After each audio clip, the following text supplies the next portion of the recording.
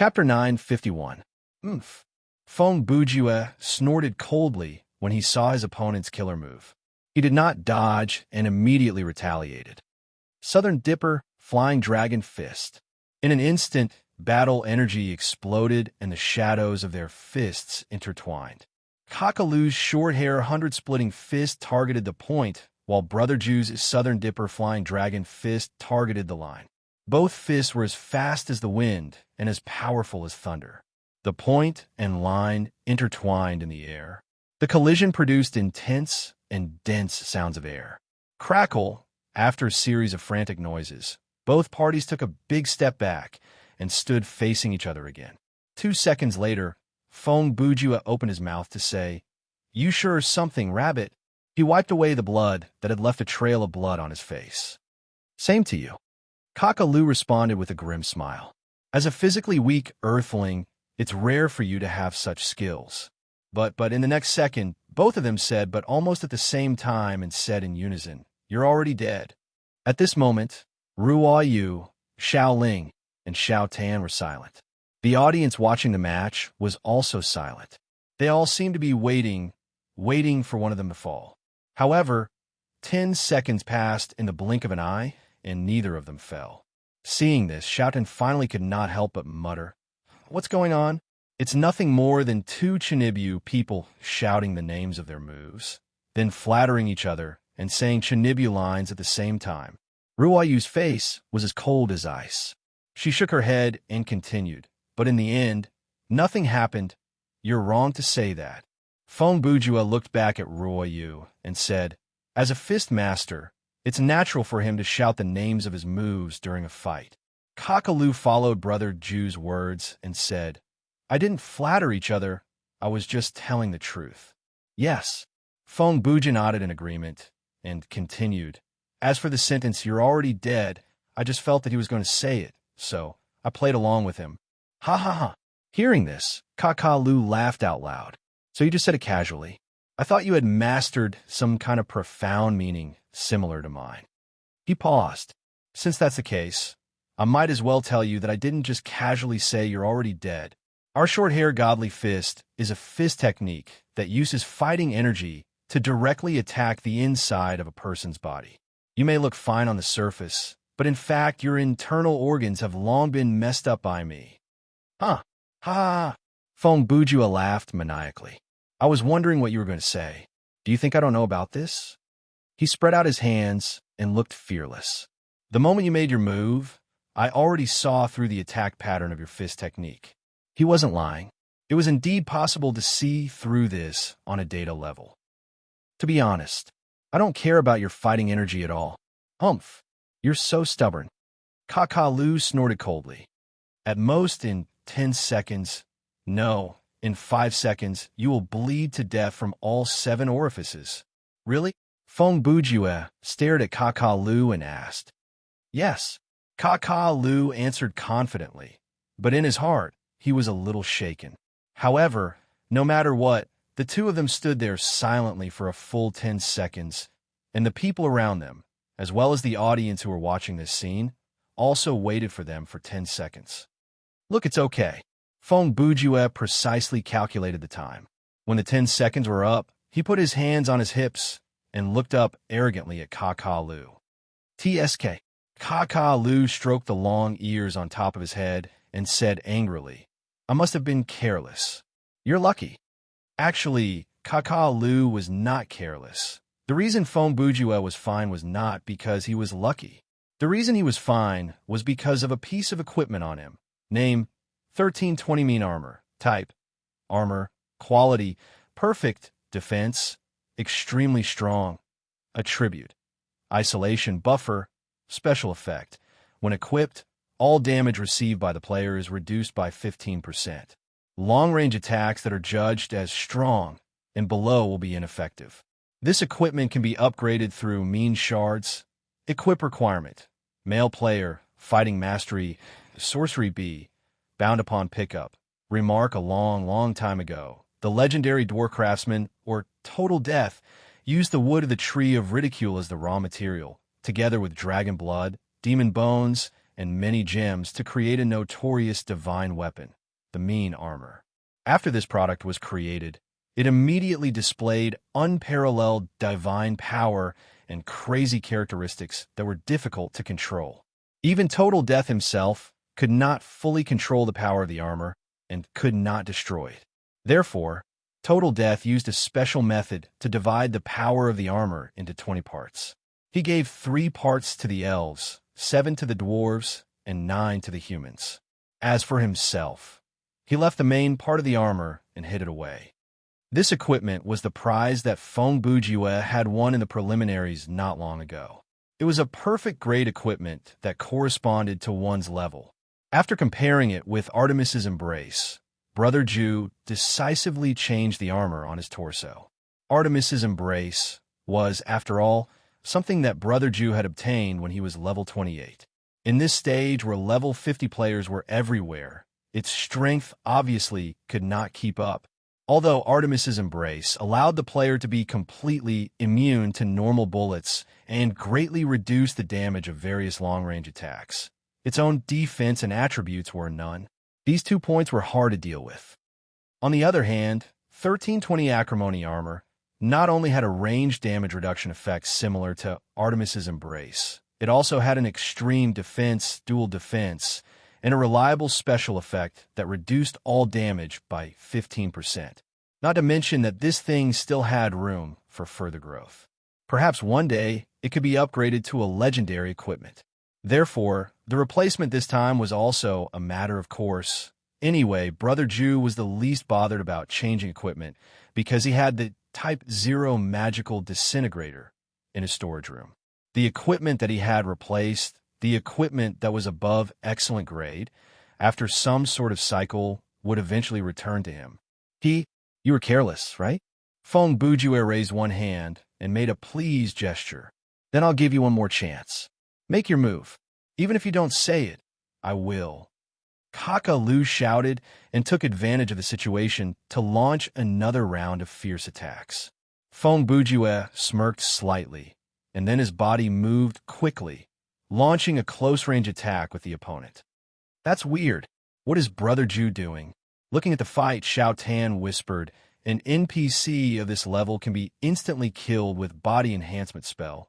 Modified, right? He's planning for the next few rounds of the competition. At this time, Ruo Yu tilted her head and used a very soft voice to reply. After hearing this, Xiao Ling's almond-shaped eyes lit up, and she immediately understood. Oh, so that's how it is. Huh? What's going on? Only Xiao Tan did not get it. I'll tell you when we leave the scenario. Don't ask too many questions. Xiao Ling lowered her voice and gave Xiao Tan a look. Seeing this, Xiao Tan shut up. Xiao Ling's approach was correct. Even though their whispering would not be heard by the audience, there was no guarantee that someone would be able to deduce the content of the conversation through lip reading during the competition. Therefore, it was best not to discuss information that they did not want to reveal during the competition. If they had to, then the less said, the better. Huh. Short hair, car, overturning fist. Look at my shield block. On the other side, the battle between King Kakalu and Feng Bujue was getting more intense. The two went back and forth, shouting the names of their skills, and the battle was very intense. From a spectator's point of view, this battle was quite interesting, and many of the audience enjoyed it. But quite a number of people noticed the problem. What's going on? Shouldn't this Feng Bujue be very strong? This guy, when he was in level 1, he was already super strong. How come he is having such a hard time fighting a small boss? Hey, even though that King Kakalu is quite strong, I don't think it's that strong. If it was me, I would have finished it already. Looks like this Feng Bujue is not that strong after all. I think his peak is level 1. Now that everyone's level has been capped, the gap between him and the professional players has been widened. The market, the live stream, the meeting room, the login lobby. At various places, there were similar comments from the audience. Some of them said it out loud, some posted it in the chat, and some posted it on spot. In any case, those who were slightly skilled or experienced level 1 players were all disappointed by Brother Ju's performance. The madman who had brought so many surprises in level 1 appeared to be only at the level of second-tier professional player. There's an opening. Finally, after a battle that lasted for 3 minutes, Feng Bujue caught Kakalu's mistake and cut into the man's ribs from a perfect angle. With a roar, he connected his fingers and used the tip of his finger to pierce through the man's torso and puncture Kakalu's heart. Several seconds later, the large rabbit alien turned around to glare at Brother Jew with a pained expression before collapsing. The few rabbits that followed Kakalu and hadn't been killed by Tempest Feet, Zhou Duan scrambled onto the motorcycles beside them, turned around, and sped away in the direction they came from. Phew! I didn't think it would be so tiring. Feng Bujue gave a long sigh and then turned to his teammates. I'm sorry for the long wait. As long as you've won. Xiaodan was still very supportive of Brother Jew. He smiled and replied, This NPC looks quite difficult to deal with. Ha! Xiaoling heard this and laughed, but did not say anything. Ruoyu, on the other hand, said to Brother Jew expressionlessly, Since the battle is over, let's have a divination. That's what I was thinking. Feng Bujue replied as he turned around and walked towards Kakalu's corpse. Brother Jew and Ruo, you had established a very good rapport. The two of them had reached a level where they could communicate with each other without speaking. Therefore, as soon as Ruo you said, have a divination, Brother Jew acted. Let me see. That's it. Feng Bujue squatted beside Kakalu's corpse and thought for a few seconds. Then, he reached out and tore off a piece of fur from Kakalu's chest with his bare hands. Then, flesh and blood burst out from Kakalu's chest. The torn muscles and blood that gushed out dyed a large patch of white rabbit fur red. Brother Jew, what are you doing? Xiaotan narrowed his eyes and asked, Are you going to eat an NPC again? The word again contained a lot of information. The audience in front of the screen immediately thought of many bad things. Stupid, I already said that it's a divination. Xiaoling gently knocked Xiaotan's head and answered for Feng Bujue. Leader is using divine foresight to divine something. Xiaotan was puzzled. Can't you just grab a handful of sand? Do you know what I'm divining? Feng Bujue asked. I don't know. Xiaotan shook his head. Then that's it. Feng Bujue said. Not every kind of divination can be done by grabbing a handful of sand. As he said that, he shook the blood and rabbit fur off his hands and stood up. Okay, I'm done. Let's go. As soon as he finished speaking, he snapped his fingers and pointed at the two carriages beside him. On the other hand, 30 kilometers away from the Underworld Frontline's teleportation point, the 2nd Division of Zombie Blade had also experienced a battle. Obviously, the system had arranged for the two teams to be similar at the beginning of the game. Both teams encountered the local evil forces at the beginning. The difference was, Underworld Frontline encountered King Kakalu, who used the short-hair mystical fist, while the 2nd Division encountered King Qiuqiu, who used the long-hair mystical fist. Different from Underworld Frontline, the 2nd Division dealt with the NPCs very quickly. After Qiuqiu revealed her identity and purpose, the 4 members of Zombie Blade took only 10 seconds to kill all the rabbit aliens around them. Then they started to loot the bodies. Of course, other than the embarrassing outfits and rabbit meat on these NPCs, there was nothing valuable. After about 5 minutes of meticulous body searching, the 4 members of Zombie Blade accepted the fact that they had found nothing. Then they all got on their motorcycles and headed toward the direction where the group of rabbits had appeared. At this time, the 4 members of Zombie Blade had no idea that they were approaching a group of people scarier than Underworld Frontline. Chapter 952. 40 minutes after the match started, inside the desert. Brother Jew, I've been meaning to ask this since 10 minutes ago. Xiaotan sat in the passenger seat of Feng Bujue's motorcycle. He wiped the sweat from his forehead and asked, Where are we going? Why aren't we heading in the direction that King Kakalu's team came from? I have no idea where we are, but according to the calculation of divine foresight, if we head in this direction, we should be able to run into the thing that has the greatest chance of killing us, Feng Bujue answered. Oh, so you were calculating. Xiaotan was halfway through the sentence when he realized that something was wrong. Hey, why are we purposely heading in the most dangerous direction? He raised his voice. If you want to calculate, why don't you calculate where are the members of the enemy team? Instead, you calculate which direction will lead us to the strongest enemy. Before Brother Ju could answer, Xiao Ling, who rode on the motorcycle behind them, interjected, "You idiot. Of course, it's because we can get more information with the current algorithm." "That's right," Feng Bujue answered and turned to explain to Xiao Tan, "If I calculate where are the members of the enemy team, then the only information I can get is the location of the members of the enemy team. But if I calculate which direction will lead us to the strongest enemy, then I can know many other things." He paused and continued. "Yesterday, I watched some of the videos of the 2nd Division of Zombie Blade and got a general understanding of their members' mastery and fighting style, but that's about it. In the preliminaries, they did not run into any strong teams, and most of their matches were one-sided victories. To put it simply, based on the videos of the preliminaries, it is impossible to see the limit of this team." So, Xiao Tan continued, "Does this have anything to do with what you were calculating earlier?" "I'm about to get to that point, don't worry." Feng Bujue continued. "Let's talk about this scenario. There's a reason why I fought with Kaka-Lu for so long. The reason I purposely held back the fight was to test Kaka-Lu's combat ability. Through the observation of this leader of the minions, I had a rough idea of how powerful the final boss of this scenario would be." When Brother Ju said this, Xiao Tan was even more confused. He almost blurted out, "Can't you see through the data? Is it necessary to confirm it through battle?" Luckily, Xiao Tan didn't say this out loud because he realized something in time. The next second, the Wei Wang Tanji looked at Feng Bujue changed, and the latter immediately responded with a subtle expression that was hard to detect. If the tacit understanding between Brother Ju and Ruo Yu was telepathic, then the tacit understanding between Brother Ju and Xiao Tan was like a telepathic connection. They only needed a moment of communication, and they seemed to be able to communicate many things. Now, Xiao Tan understood it instantly. Brother Ju was acting, and he needed his cooperation. The conclusion is similar to an NPC at the level of a judge or a judge.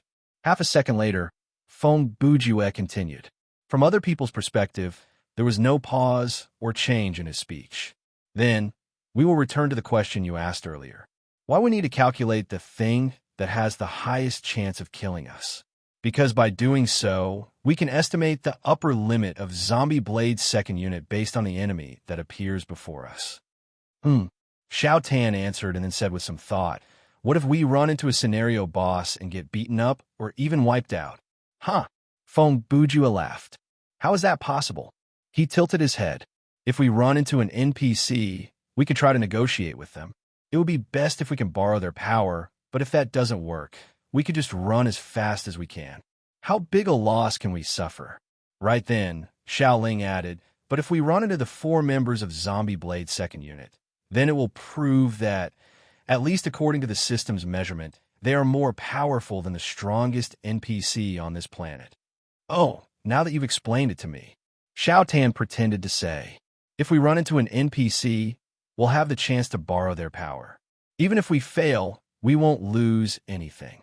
But if we run into an enemy team, from the perspective of the result, it will be the same as calculating the location of the enemy team members." He scratched his chin and shook his head. "But no matter what the situation is, we can use the condition of having the highest chance of killing us to estimate the upper limit of Zombie Blade's 2nd unit's power." "Very good. You are a promising student." Feng Bujue reached out to ruffle Xiao Tan's hair. "Go away, stop it." Xiao Tan pushed his Brother Ju's hand away and redid his hair. But to be honest, at that moment, Feng Bujue suddenly changed the topic. "Personally, I hope that we run into the 2nd unit of Zombie Blade, and not some NPC." "Oh, why is that?" Xiao Tan asked. Feng Bujue scoffed coldly. "I did not have much hope for the members of Zombie Blade." He licked his lips. "Now, if the system decides that they are not as powerful as a judge or a judge, then that would be too boring." Yes, he had said it. In front of countless audiences, he used a loud voice and an arrogant expression to say this sentence without any scruples. No matter how Zombie Blade was viewed in the industry, in the eyes of those who did not have a deep understanding of the professional gaming circle, Zombie Blade was still a very famous gaming studio. However, Fong Bujue, a casual player, had used such a tone to say something like that. It was as if Zombie Blade was not on the same level as other gaming studios, and he did not take them seriously at all. This kind of behavior, no doubt, shocked the majority of the audience. Hey, this guy sure has the guts to say something like that. I have never seen such an arrogant person before. I just cut over to take a look. The other team took less than half a minute to clear out the small fries, and he has the audacity to say that after fighting for so long, but he said that he was testing the NPC's power. Could he be purposely going easy on them? I think that is possible. Don't forget, he was fighting alone from the beginning. His 3 teammates did not help him, and Zombie Blade fought with 4 people at the same time. Yes, even though he took a longer time, he looked like he was doing it with ease throughout the battle. Come on, I think he is just showing off. If he really ran into a professional player from Zombie Blade, there's an 80 to 90% chance that he would be one-shot. Instantly, the viewers on various platforms started a heated discussion about this controversial statement made by Brother Jew. There were many different viewpoints, and there was no one who was right or wrong. And all of this was within Fong Bujue's calculations. Without realizing it, the focus of the discussion had shifted to Brother Jew's statement that did not have any real meaning, and the conversation between him, Xiao Tan, Xiao Ling, and the others seemed to be accepted as the truth just like that. At the same time, on the second team of Zombie Blade, the 4 members of Zombie Blade rode on the motorcycle that they had stolen and raced toward the direction where the NPCs had appeared. About 20 minutes later, they saw a fortress that was built in the middle of the desert. The fortress was oval-shaped and took up a large area. It was like a small desert city. The outer wall of the fortress was made from a mixture of stone, sand, and metal. Since the day it was completed, it had not stopped being repaired. From afar, it was obvious that the colors of the walls were different and the different areas and materials had different degrees of wear and tear. This phenomenon was mainly caused by the acid rain that came every season. Of course, there were many other reasons, such as cutting corners and external destruction. Captain, the bunnies on the watchtower seemed to have discovered us. When they were still quite a distance away from the fortress, the vice-captain, Shui Shichong, opened his mouth to inform Shui Shichong. As a player who specialized in shooting, Shui Shichong's eyesight was naturally not bad. At that moment, he saw a bunny being on the watchtower on the side of the fortress pointing at them and sending signals to other bunnies. It doesn't matter. We will be discovered sooner or later, Shui Shichong replied. He had a point. There were several watchtowers on the outer wall of the fortress, and each tower had a bunny being on the lookout. In the desert, without any cover, if they wanted to sneak up on the fortress, they would have to wait until nightfall, or they would have to crawl under the sand. Right now, these 2 options were obviously not very realistic because the former required an unknown amount of time. They didn't know how long the daytime of the bunny planet would last, and the latter would take a lot of time and waste a lot of energy. Even if they didn't bury themselves in the sand, they would have already lost a lot of energy due to the heat. So, it was better to just drive over. I think, Shui Shichong continued. When we arrive at the fortress, there is an 80% chance that another battle will be waiting for us. Not necessarily. At this time, Reborn as King, who was in charge of planning, spoke up. According to the general rules of the Doomsday scenario, there are roughly 2 types of population gathering places like this. One is the sanctuary type. This type of stronghold usually has a government-like structure, and there is a team of local armed forces responsible for maintaining law and order and resisting foreign enemies. He paused for a moment. The second is the mountain stronghold type. This is easier to understand. It is usually ruled by one or a few people with the most tyrannical force. The people in the city are either thugs or slaves. Although he was analyzing the problem, his tone was still like Zombie Blade's. He sounded rather dull. If it's a sanctuary, their defense forces might block us at the door and negotiate with us. But if it's a mountain stronghold, then there's no need to talk about it. The group of Cookie that we just killed is most likely their men. They must have recognized the motorcycle we are riding and are preparing to attack us. No matter how you look at it, the second possibility is more likely. Transmigrated as king, who was beside reborn as king, turned his head and responded. Chio and the others appeared from this direction and made it clear that they were here to capture slaves. You are right, but we can't rule out the possibility of a sanctuary. Reborn as king replied. You have to know, some of the sanctuary-type gathering places may be doing the same as the mountain stronghold, or even dirtier things. It is just that their political system is more advanced. He explained, you have to understand a social system made up of a small number of ruling groups, a large number of exploited ordinary people, and a small number of the lowest class slaves is far more stable than a system that only has overlords, thugs, and slaves. Humph! At this time, Sammy Strong Assault snorted and said, I hope we can run into a mountain stronghold. He said in a low voice, as long as the fist is big enough, even an idiot can rule the land. But a stable sanctuary can only be built by people with real brains and real power. Reborn as king agreed with that, and he added, Captain is right. If Chio is a member of a mountain stronghold, or even the leader, then we can sigh in relief. But if Chi is just a straggler who leads his subordinates to capture slaves in exchange for rewards, then it's not good, because compared to the big fish that rules this city, he's just an insignificant character. The four talked as they analyzed the situation, and before they knew it, they had arrived at the outer wall of the fortress. When they got closer, they realized that the wall was more than 15 meters tall. For a building like this that was built in an abandoned area, it was easy to be underestimated due to the lack of scenery around it. When one was in front of the fortress in person, one would realize that the actual size of the building was much bigger than it appeared from afar. Stop right there. Don't move. When the few from Zombie Blade reached the bottom of the wall, 5 rabbit heads poked out from the wall.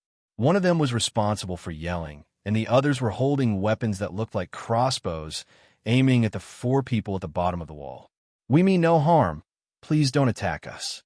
On Zombie Blade's side, the person responsible for the negotiation was reborn as king. We're just looking for someone. Shut up. Earthlings. The rabbit on the wall interrupted Reborn as king and asked sternly, Tell us, where did you get the motorcycle? After a brief hesitation, Reborn as king replied, Truthfully, we were attacked by a person from the rabbit planet who claimed to be King Chi. As he spoke, he did not forget to look back at his teammates, telling them to prepare for battle, just in case. In self-defense, we defeated him and his men, and then rode away on their motorcycles. Chapter 9:53. 10 minutes later, in the center of the desert fortress, the tower. This tower covered an area of about 5,000 square meters and had 7 floors. It was the most solid building in the entire fortress. The main body and the outer walls were all made of metal, and it was the kind of metal that looked very high quality at first glance. It was incomparable to the scrap metal on the outer walls of the fortress. There was no doubt that this tower was the residence of the ruling class. The 4 members of the second Zombie Blade team were escorted all the way to the front of the tower. Of course, escorted was just an excuse. In fact, they were not subdued. They just took the initiative to surrender under the command of the reincarnated king and followed the rabbit soldiers. Buzz! Accompanied by the sound of metal friction, the thick tower door was pushed open, and the scene inside the tower appeared in front of the 4 players. Behind the door, there was a rectangular room with a faint smell of blood. The metal walls on both sides were stained with obvious bloodstains. From the outside, the tower was cylindrical, and the area was much larger than the space in front of them, so there should be other rooms on this floor. However, the person the second Zombie Blade team wanted to meet was waiting for them in this room. It was also a very burly rabbit person. King Chio was the same, and his style of dressing also adhered to the rock and roll style of the apocalypse. Just by looking at him, they could feel the difference between him and the rabbit soldiers. In this world, anyone who has been through killing for a long time will have some unique temperament.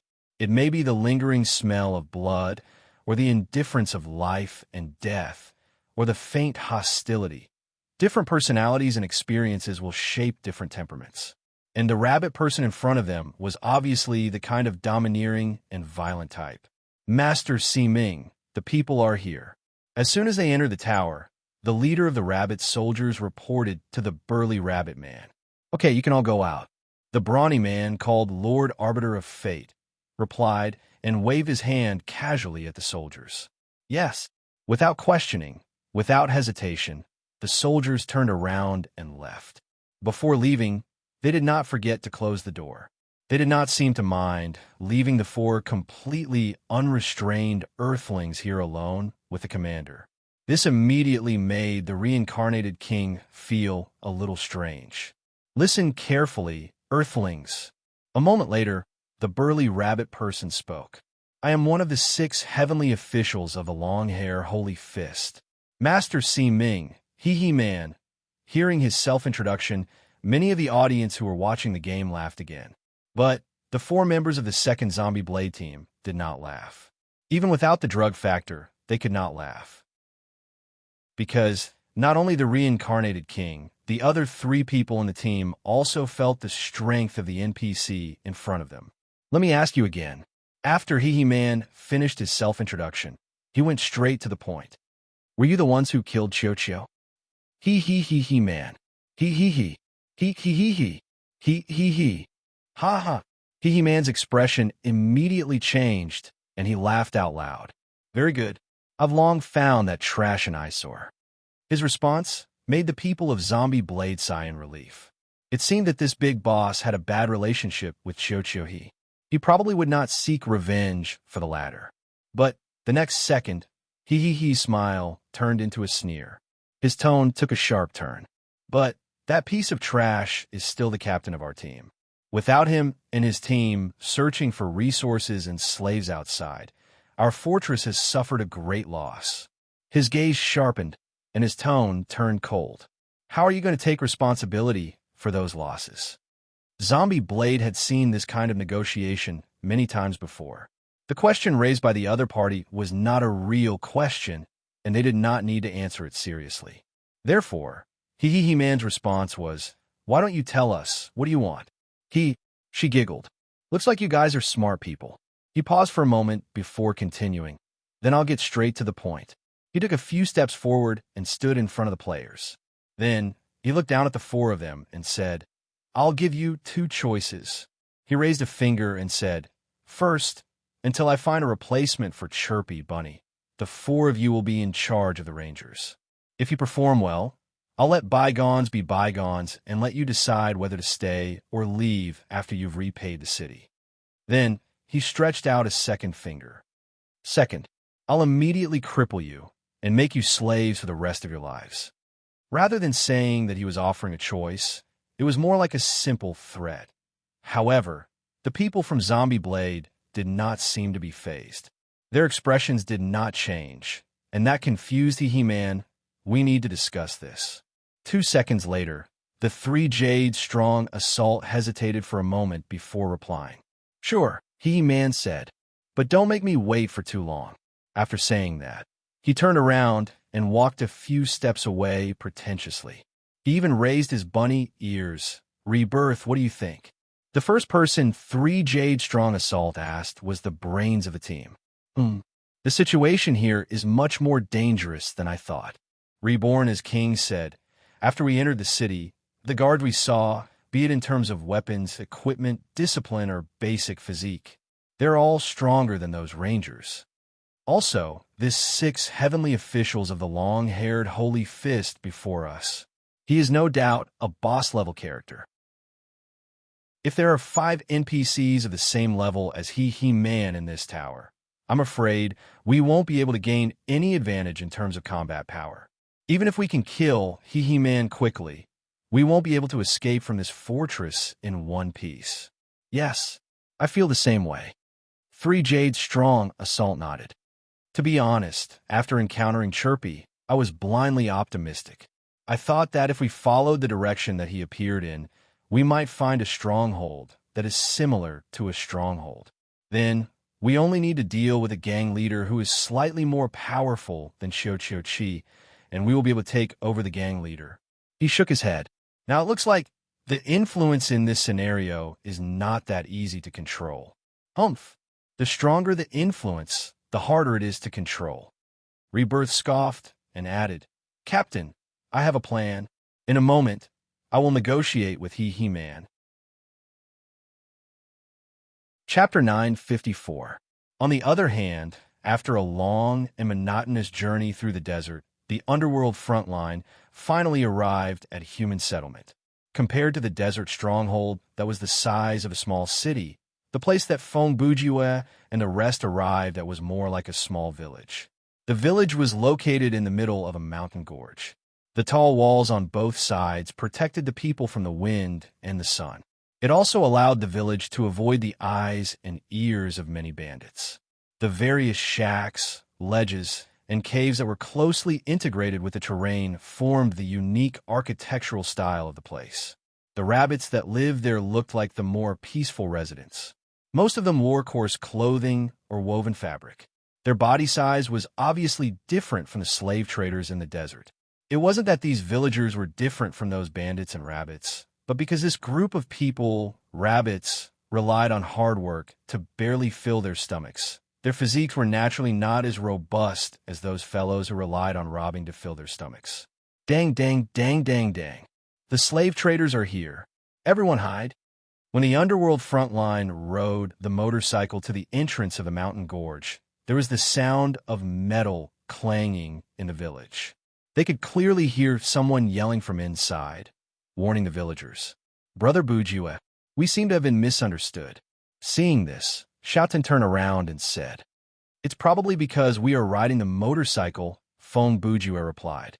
"It could also be because the second division of Zombie Blade entered the village before us and said something to the villagers," Xiao Ling added.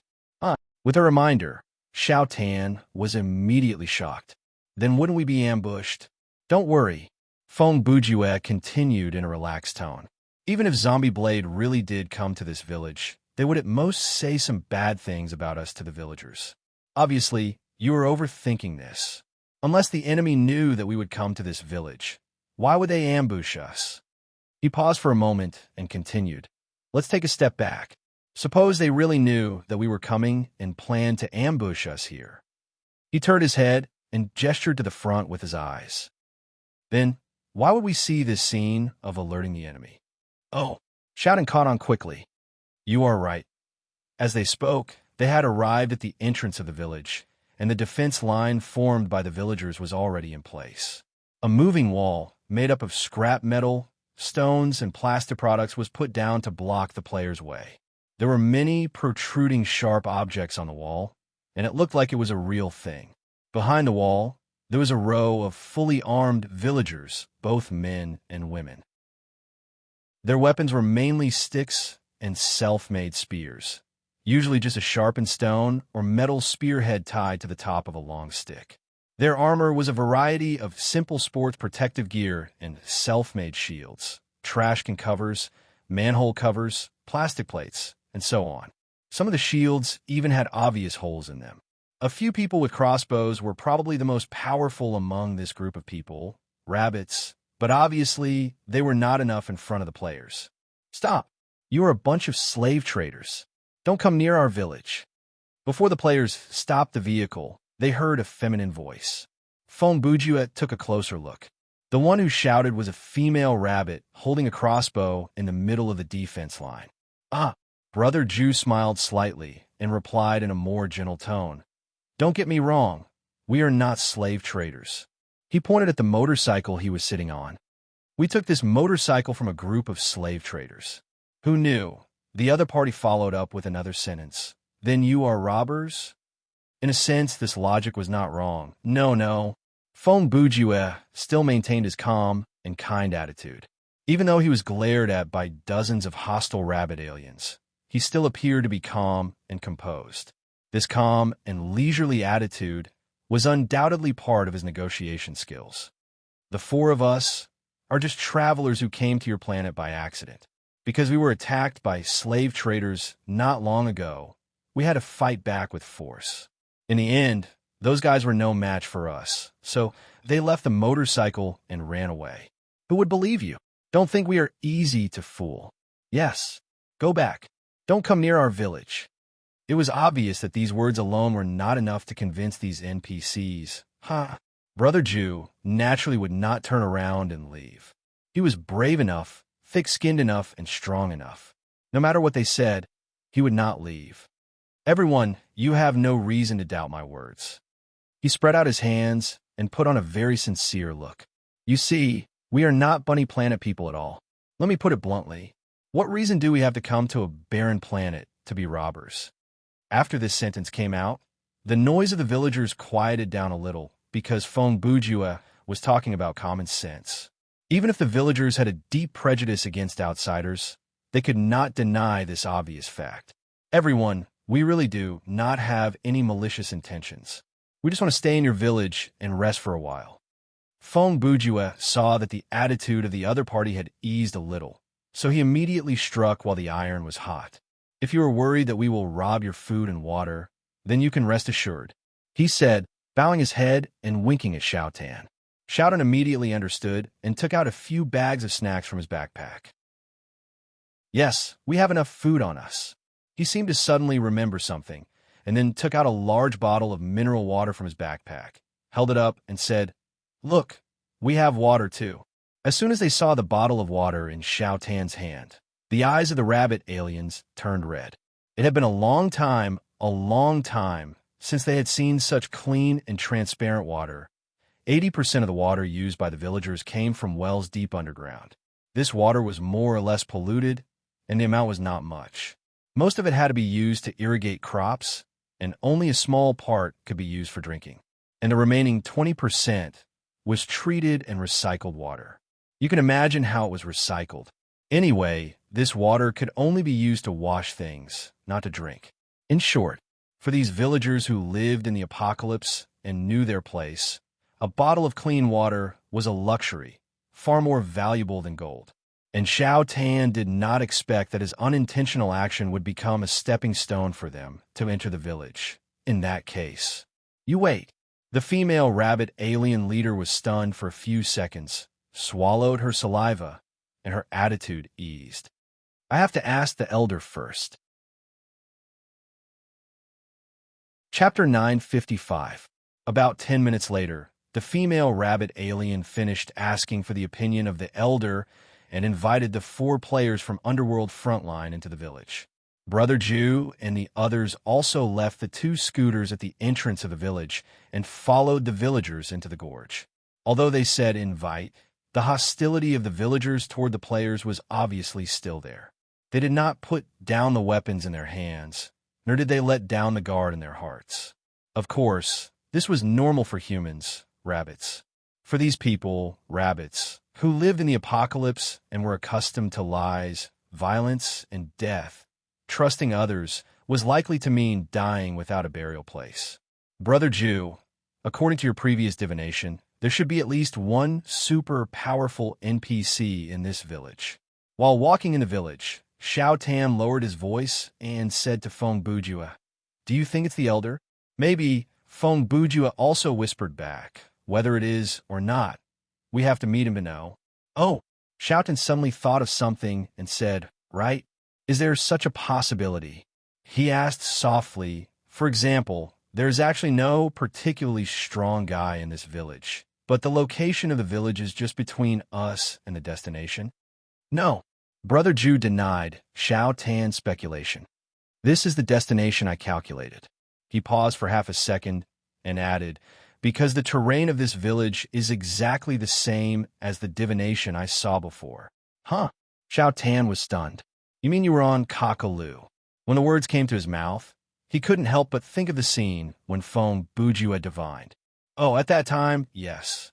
Fong Bujua continued.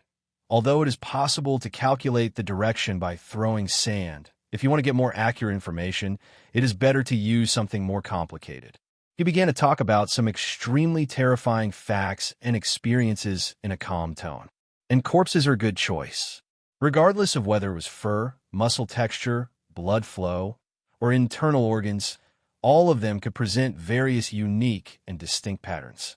This is much richer than the divination that can be obtained by drawing a bamboo stick, throwing a few copper coins, or writing a few words. If that's the case, Xiao Ling, who had also overheard their conversation, interrupted. There are 3 possibilities? This sentence might sound confusing to others, but Brother Ju understood the meaning behind it. Yes, Feng Bujue nodded in agreement. Then he explained to Xiao Tan, the prediction of divine foresight should be correct, so there are 3 possibilities. 1. There's a boss-level NPC living in this village. 2.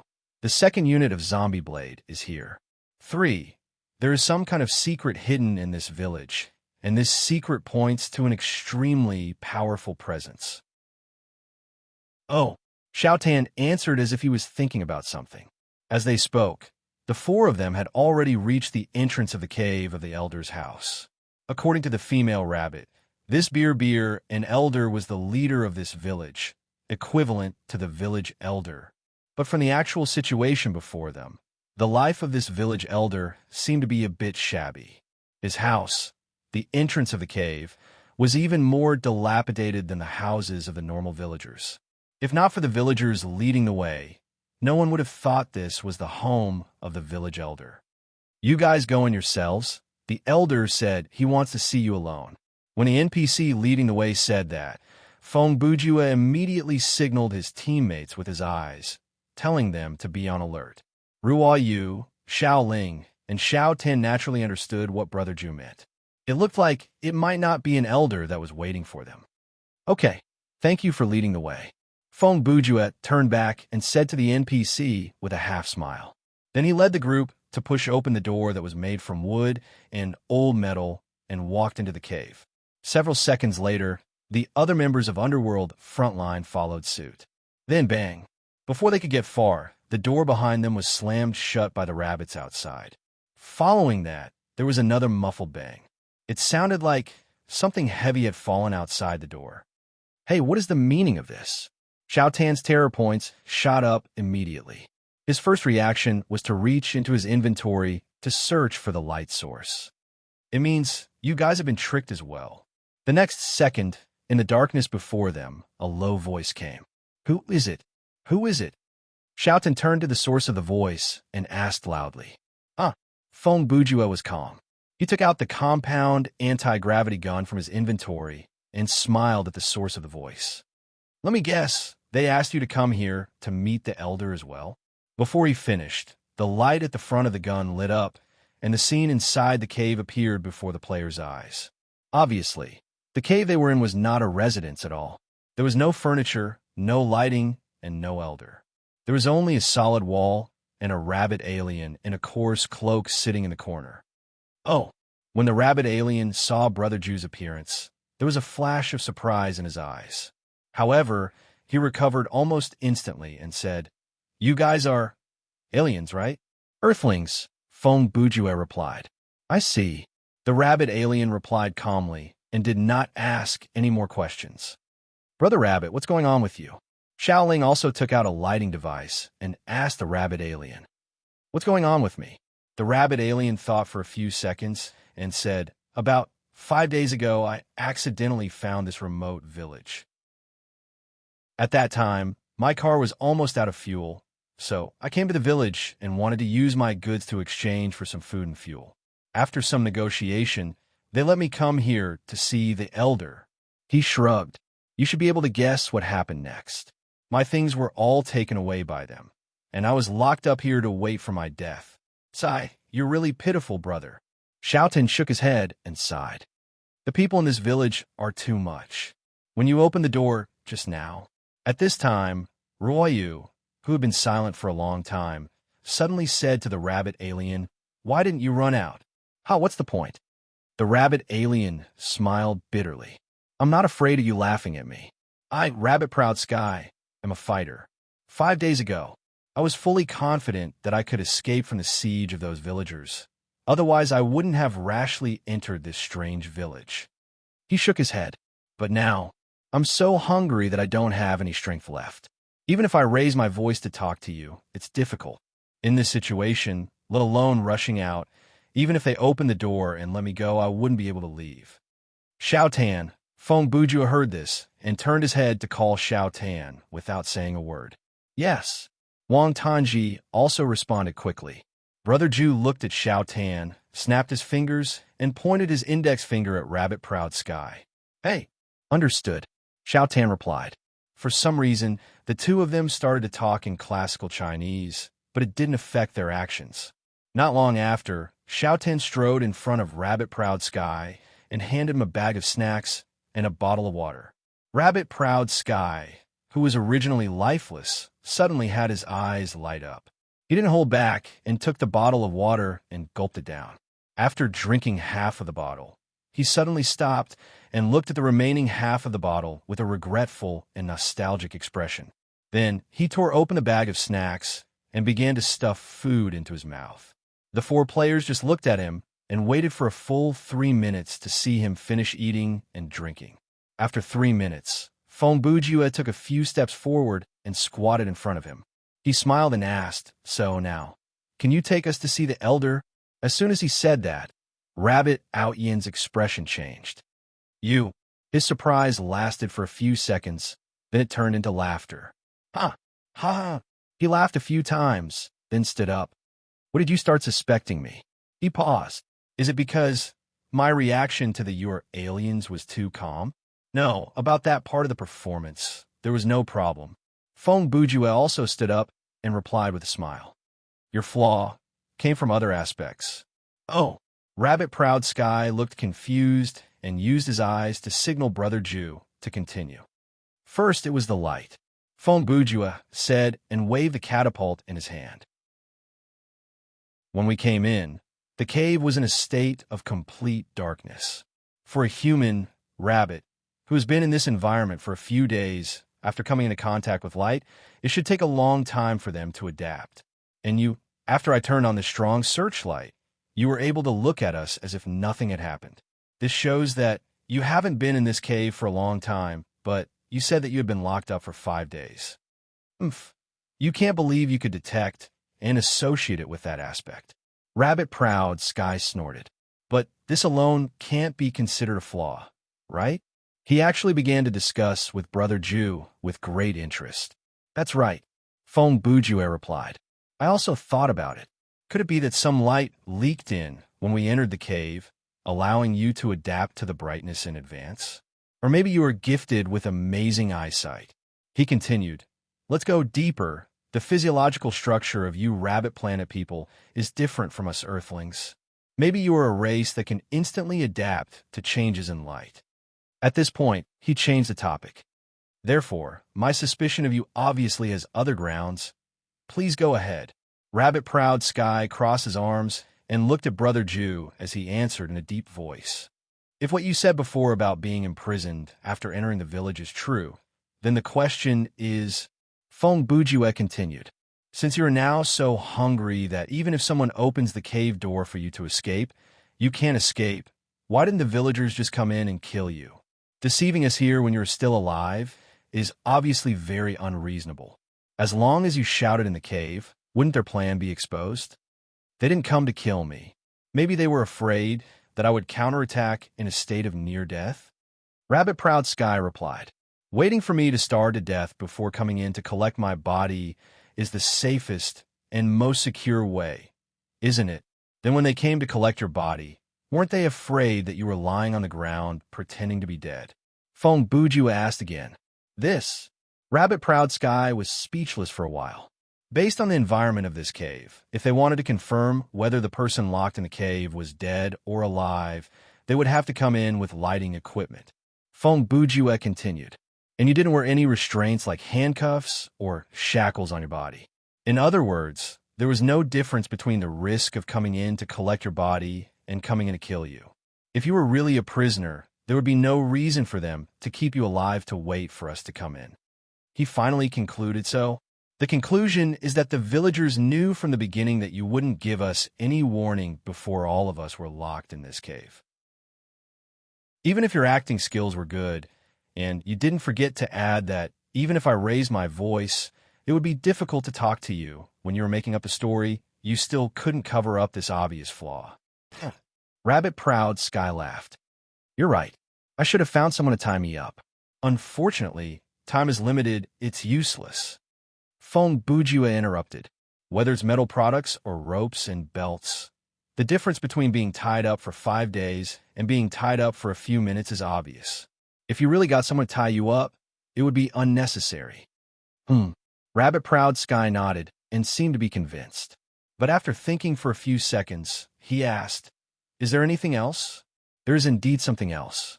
As Feng Bujue spoke, he seemed to remember something in the past and showed a rather strange smile. I think you have never been hungry for 5 days, and you have never seen someone who has been hungry for more than 5 days eat, right? This Rabbit-proud Sky's expression changed slightly. Now that you mention it, I really haven't experienced it. I have also seen the stomachs of people from the rabbit planet. He had indeed seen it. At least in my opinion, it is no different from us Earthlings. Feng Bujue said, A few years ago, for some reason, writing, I used myself as experimental material to study the physiological state of prisoners. I can testify to this. He also asked me, a medical student who had not yet graduated from medical school, to help. Xiao Tan added in a timely manner. Feng Bujue smiled at Xiao Tan and then said, For the part of the hunger experiment, I still have a deep impression. The stomach is an organ that will expand or contract according to the situation. If you don't eat for a long time, it will shrink, and when you eat again, the stomach will soon be full. He paused for a moment and continued. Many people have misconceptions about the concept of hunger. They think that people who don't eat for a long time should devour everything they see. But this is actually a big mistake. The most typical example is some people will hold back for a few meals and then challenge the big eater who says no need to pay for the meal. But they don't know that in this state, they will be full very quickly. He tilted his head and looked at Rabbit-proud Sky. So, I asked my companion to give you food, not out of sympathy. It was a kind of test. To be honest, based on the way you ate just now, I can tell that you are lying. Rabbit-proud Sky heard this and was stunned for a few seconds. Then, a smile appeared on his face. Well, I admire you. He really wanted to applaud Brother Jew, but Rabbit-proud Sky did not clap. It seems that you are indeed not ordinary people. It is reasonable that you can kill Cockaloo. Oh, Feng Bujue's eyes moved slightly. We have never revealed to you that the motorcycle was stolen from Cockaloo. That's right, they only said slave trader. Rabbit-out-yin sneered. I'll explain this to you later, but before that. As he spoke, he untied the coarse cloak draped over his shoulders. I want to test your skills again. Chapter 956. Oh. In the face of this request, Feng Bujue's reaction was very calm. He responded calmly and asked, May I ask why? Do you still need to ask? Rabbit-out-yin replied in a matter-of-fact tone. You've already seen through my plan of disguising as a prisoner to get information out of you. Under such circumstances, it's meaningless to test you with words. So, I can only use my fists to communicate with you. It sounds like you're quite confident in your own strength, Feng Bujue said. It's okay. When Rabbit-out-yin replied, he had already begun to move the joints of his neck and limbs. It looked like he was ready to fight at any time. Anyway, guys like Cockaloo, I don't feel any pressure even if I have to fight 1 against 3. I see. Xiaoling heard this and smiled. It seems that Cockaloo has been coveting your village for a long time, right? Yes. Feng Bujue replied weakly. Words like I don't feel any pressure even if I have to fight 1 against 3. Obviously, you've had experience in fighting. Oomph. Rabbit-out-yin sneered. You're really smart. He continued bluntly. That's right, Cockaloo and his minions have attacked our village more than once, but we've repelled them every time. Since you're so much stronger than him, why don't you kill him? Ruoyu threw out a rather sharp question. That's because there are so many people, rabbits, like Cockaloo on this planet now, Rabbit-out-yin replied. Rabbit-out-yin replied. It's not difficult to kill Cockaloo, but after he dies, there might be 2, 3, or even 4 or 5 people, rabbits, like him that appear to fight for his territory. He paused and continued, "If we keep Kakaloo alive, at least we'll know who to guard against. Hey, hey." In other words, our killing of Kaka has brought you more trouble? Shouten asked rather awkwardly. "No," Rabbit Outyin replied. "You can't be blamed for this. If what you said about self-defense is true, then there's nothing wrong with that. This is a world where the strong prey on the weak. The strong have no reason to apologize, and the weak have no right to complain." He paused for half a second, and his expression became stern. "Come, let me see what kind of people you are, understood?" Fong Bujue put down the catapult in his hand and took a step forward. It looked like he was ready to face the enemy head-on, judging the credibility based on our strength. At this moment, his expression was almost indifferent. "Since you have such intentions, I won't hold back." Before he finished speaking, the man and rabbit moved at the same time. Short hair, tornado combo. Southern Dipper, flying dragon fist. It was unclear who had set this rule, but it appeared like in this scenario, one could not use a skill without calling out the name of the skill. It was another round of attacks and defenses that were as fast as lightning. Rabbit Outyin was indeed more powerful than Kakaloo. Fong Bujue did not need to test it. He knew that just by looking at the data. But Brother Ju's ability was not for show.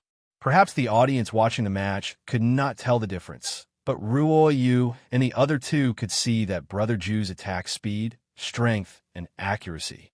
They were all different from when he used the Southern Dipper Flying Dragon Fist earlier. The same fighting skill could be fine-tuned according to the player's consciousness, and it could be retracted and released freely. This was undoubtedly an ability that only a grade S fighting master could possess. Crackle, crackle, crackle. The collision between the Dochi and the fist produced a series of rapid sounds that reverberated in the dark cave. In just 10 seconds, the two had thrown more than 100 punches each.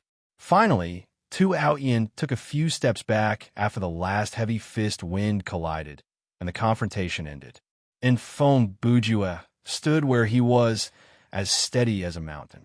He slowly flicked his wrist and said, "Is that enough?" Rabbit Outyin's face fell, because he could feel that the opponent before him was still holding back. "I still haven't asked for your name, Fong Bujue." Brother Ju did not wait for the man to finish before he finished. Brother Feng's fighting skill is unfathomable. Cold sweat slid down Rabbit Outyin's face. "I, Rabbit Outyin, admit defeat." "Brother Rabbit, you are too kind," Fong Bujue said. "I wonder, can you believe our excuse now?" "Brother Fong, you must be joking," Rabbit Outyin replied. "With your ability, it would be easy for you to force your way into the village to rob. There is no need to lie to us about something like that. Furthermore, you did not hesitate to take out precious food and clean water for me, a stranger you have just met. It was me who did not know my place, and I am sorry for the offense." Hearing that, Xiao Tan could not help but sidle to Xiao Ling's ear to whisper, "Why does this man's speaking style suddenly become so scholarly? Being scholarly at an awkward moment, that makes you look more cultured and easier to get off the stage." Xiao Ling whispered back, "No matter what." After this interlude, the four from Underworld Frontline finally gained the trust of the villagers in the village. The villagers soon released Rabbit Outyin and the players from the cave. When they exited the cave, the players knew that the cave was actually a trap. The villagers purposely made the entrance of the cave look like a normal house, and the entrance of the cave was also made with normal materials. Once the targets were lured into the cave, they would activate the mechanism from the outside and seal the entrance with a gate made of rock and metal. After Rabbit Outyin's introduction, the players also got to know some of the main NPCs in the village, such as the Joint Defense Team leader, Rabbit Li Su, who stopped them at the entrance of the village. Rabbit Li Su was the daughter of Elderbeer Biren, and she was also Rabbit Outyin's lover. According to Rabbit Outyin, he was once a wandering martial artist. One day, when he passed by the village, he was just in time to be attacked by the slave traders. Thus, he stepped forward and acted like a hero, saving the damsel in distress. He saved Rabbit Li Su and the kidnapped villagers and chased away the slave traders. After that, he decided to stay here. Although the players were not very interested in this kind of melodramatic story, Rabbit Outyin still told them vividly as he led them to the elder's house. It was as if this kind of setting was very important. Finally, after walking for more than 10 minutes, the four from Underworld Frontline arrived at a sunken ravine in the middle of the valley. Here, there was a rather hidden entrance to a cave. This was the elder's house. Everyone, please wait here for a moment. When they came to the entrance of the cave, Rabbit Outyin said to the players. He then knocked on the door twice before pushing it open and entering. About a minute later, he turned back and opened the door. He stuck his head out and said, "Everyone, please come in." Feng Bujue and the others did not say anything. They just walked into the cave one after another. This time, what appeared in front of them was naturally not a dark prison. Old furniture, crude lighting, homemade daily necessities. They were stacked in an orderly manner in this not very spacious space, painting a scene of a residential house after the apocalypse. Although the shack in the cave did not look like much, it at least gave the players a feeling of home. After the players entered the house, they saw a very old rabbit alien in a corner far from the entrance. The old man was also sitting on a reclining chair made of scrap metal. He looked at the visitors from another world with calm eyes. Rabbit Outyin introduced the players to the elder. Brother Jew and the others also politely greeted the old rabbit alien. After some small talk, Feng Bujue took the lead to talk about the main topic. "Elder, there is something I want to ask you," Brother Jew said and glanced at Rabbit Outyin. "Currently, in your village, who is the strongest?" Beer Outyin smiled kindly and replied, "Of course, it is Rabbit Outyin in front of you." Rabbit Outyin shook his head and said, "No, Elder, compared to you, he is still far behind." "Ha ha ha." Beer Outyin stroked the long ears on his head. "Good boy, you are too humble." Hearing the elder's tone, he knew that the elder had some skills. As the saying goes, the fist is afraid of the young. No matter how high my cultivation was when I was young, at this age, I'm afraid I can't even beat that cockaloo. Feng Bujue also knew that the old man was telling the truth. From the data perspective, Beer Outyin's combat power was indeed higher than the average rabbit alien. He was undoubtedly a striker, but looking at the data strength, Rabbit Outyin was still more powerful. Elder, according to the previous inference, Brother Jew had basically ruled out the first two of the three possibilities. So he continued, then, is there any relic entrance, ancient tomb, or something like that in the village? The elder heard this, and his face changed slightly. Why are you asking this? To tell you the truth, we came to this village for a reason. Feng Bujue's deception began. Maybe you find it hard to believe, but I was born with a special perception ability. I can sense the existence of some extremely powerful creatures from far away. Today, after we were attacked by Cockaloo, I suddenly felt a surge of power, so I followed the traces of that power all the way to this village. The elder heard this and looked at Rabbit Outyin. Both of them had a strange expression on their faces. It was not that they did not believe Feng Bujue's words, because logically speaking, Brother Jew had no reason to lie to them. It was just that this topic was indeed somewhat beyond their understanding and knowledge. Okay, let me think, the elder replied, and then fell into deep thought. After a while, he said, I remember that year, the nuclear radiation outside was still very serious. I found this canyon with 35 other survivors and decided to make a camp. Over time, it developed into this village. He raised his hand and stroked a long beard by his mouth. I still remember, when we first dug up the cave, we did dig up some strange things in one of the caves. It looked like a stone tablet with a picture engraved on it, but we did not pay much attention to it. We just disposed of it like normal stones. He looked at Feng Bujue. After what you said today, if there is really some ancient ruin or tomb here, then it might be related to the cave from back then. Hearing this, the players felt like there was hope. Feng Bujue then asked, Elder, the cave that you mentioned, where is it? At the same time, 30 kilometers to the north of the canyon. Amidst the rolling yellow sand, a group of people riding motorcycles majestically headed south. This group had about 40 people and rabbits, including the vice captain of the 2nd Zombie Blade Team, Water Assault, and the fighting general, Transmigrating King. And their target was the canyon. The 4 members of the Underworld Frontline did not know that when they were exploring the canyon, the 4 members of the 2nd Zombie Blade Team had completed their borrowing, and the power that they borrowed came from one of the strongest factions on Planet Rabbit. Are we not there yet?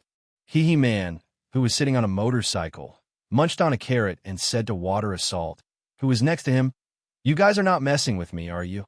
Our friends are still being held captive in the fortress. Why would we lie to you?" Water Assault replied in a low voice. By then, the 4 members of the 2nd Zombie Blade Team had split up. With the plan of Transmigrating King, they had reached an agreement with the NPCs. The 2 captains, 3 Jade Assault and Transmigrating King, will be kept as hostages in the tower to gain the NPCs' trust. Water Assault and Transmigrating King would be responsible for leading the 2 long-haired 6 Sky officials to the enemy team. Some might wonder how they knew the location of the Underworld Frontline. Actually, it was very simple.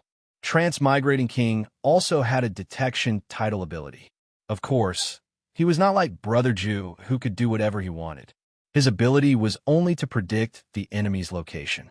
In the previous preliminaries, Transmigrating King had not used this ability before because he knew the value of this ability in the elimination rounds. Now, the meaning of hiding this ability in advance was reflected. Even if Brother Jew had seen the video of the 2nd Zombie Blade Team's competition, he would not have known that the opponent had this ability. Hee Man, be patient. At this time, on another motorcycle in the convoy, a thin Rabbit Planet person also turned his head and said to Hee Man, "These people from Earth have no reason to lie to us. If they just wanted to run, they would not have taken the initiative to leave 2 hostages in the city." The person who spoke was also one of the long-haired 6 Sky officials. See Lustar Lord Tudumo, that's right. Transmigrating King heard this and also turned his head and said, "Please be patient. That village will soon appear in front of us." Chapter 9:57. After the nuclear war, there were basically no flat roads on the Bunny Planet. Therefore, the actual distance from one point to another would be longer than the theoretical distance. However, a mere 30 kilometers would not take too long. About half an hour later, Shui Shiqiang and Time Travel King had already brought the army of Longhair Fortress to the entrance of Gorge Village. Needless to say, the villagers naturally quickly sounded the alarm and set up a defensive line. If the 4 from Underworld Frontline didn't seem like bad guys, then this group of people seemed like they were here to attack the village. "Everyone, please wait here for a moment." When they were still a few hundred meters away from the village entrance, Shui Shiqiang suddenly stopped the convoy and took out his sniper weapon from his backpack and aimed it in the direction of the village. Tudemo looked at the weapon in the hand of the Earthling with a gloomy gaze and said, "Is that a sniper rifle?" "That's right," Shui Shiqiang replied without turning his head. "I say," Hee Man said to Shui Shiqiang in a very disdainful tone, "Kid, don't tell me you're thinking of using this thing to shoot the villagers from a distance."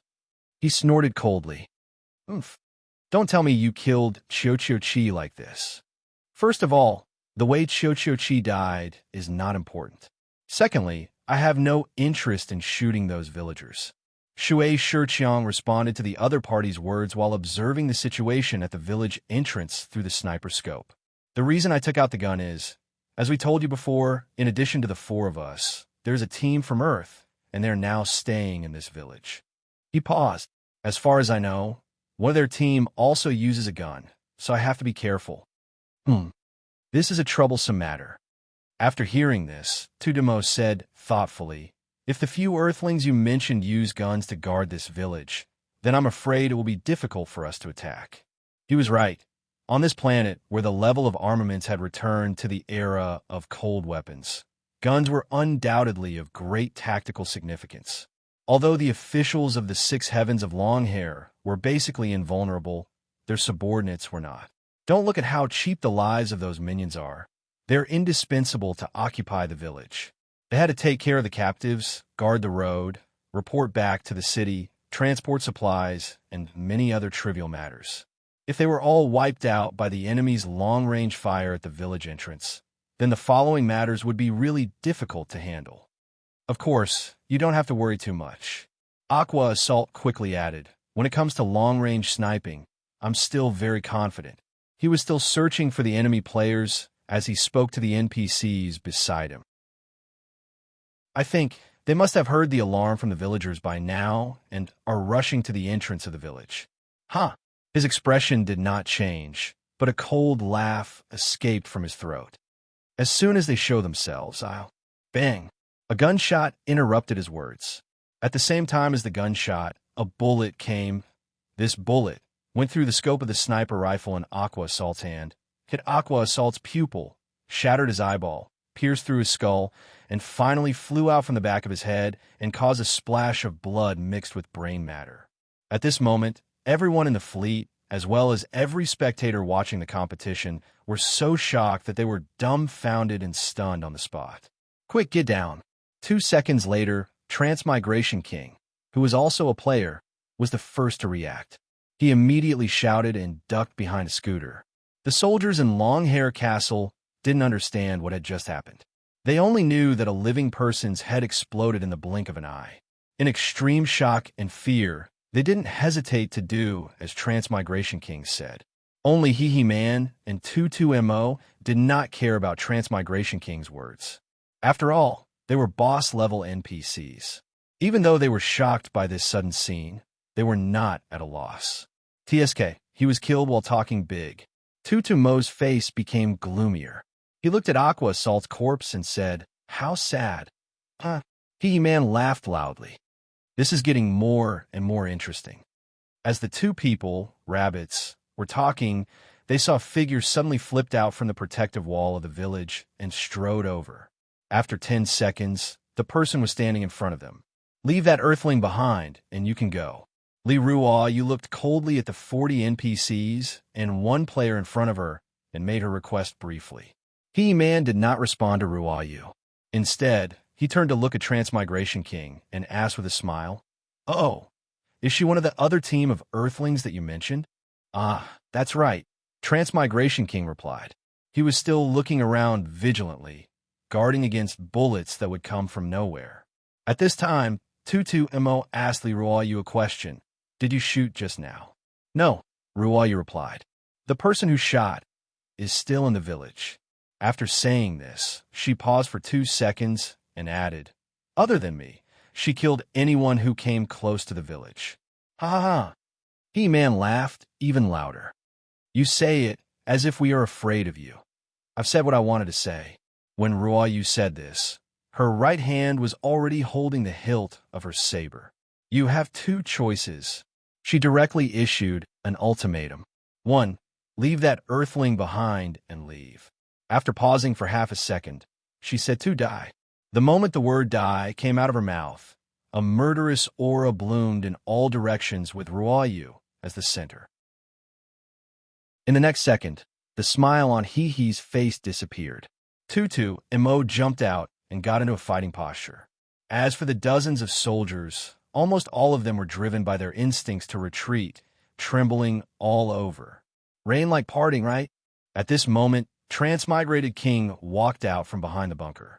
He looked at Ruoyu and said, "I don't know where you, a casual player, get your confidence from." As he spoke, he had already taken out his weapon. It was also a long sword.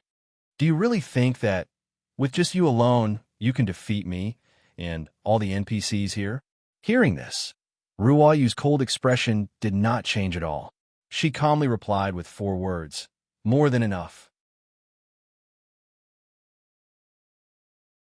Chapter 958. At the same time, inside the Tower of Pillars in Longhair City, Captain, Reincarnated King's expression did not change, but there was a flash of surprise in his eyes. "Vice Captain, yeah, I saw it." Triple Jade Assault knew what he was going to say and immediately said, "Things didn't go as smoothly as we expected." The two of them received the news of their teammate's death in the team column at the same time. Reincarnated King replied, "I'm afraid he was targeted by the enemy. That's not surprising."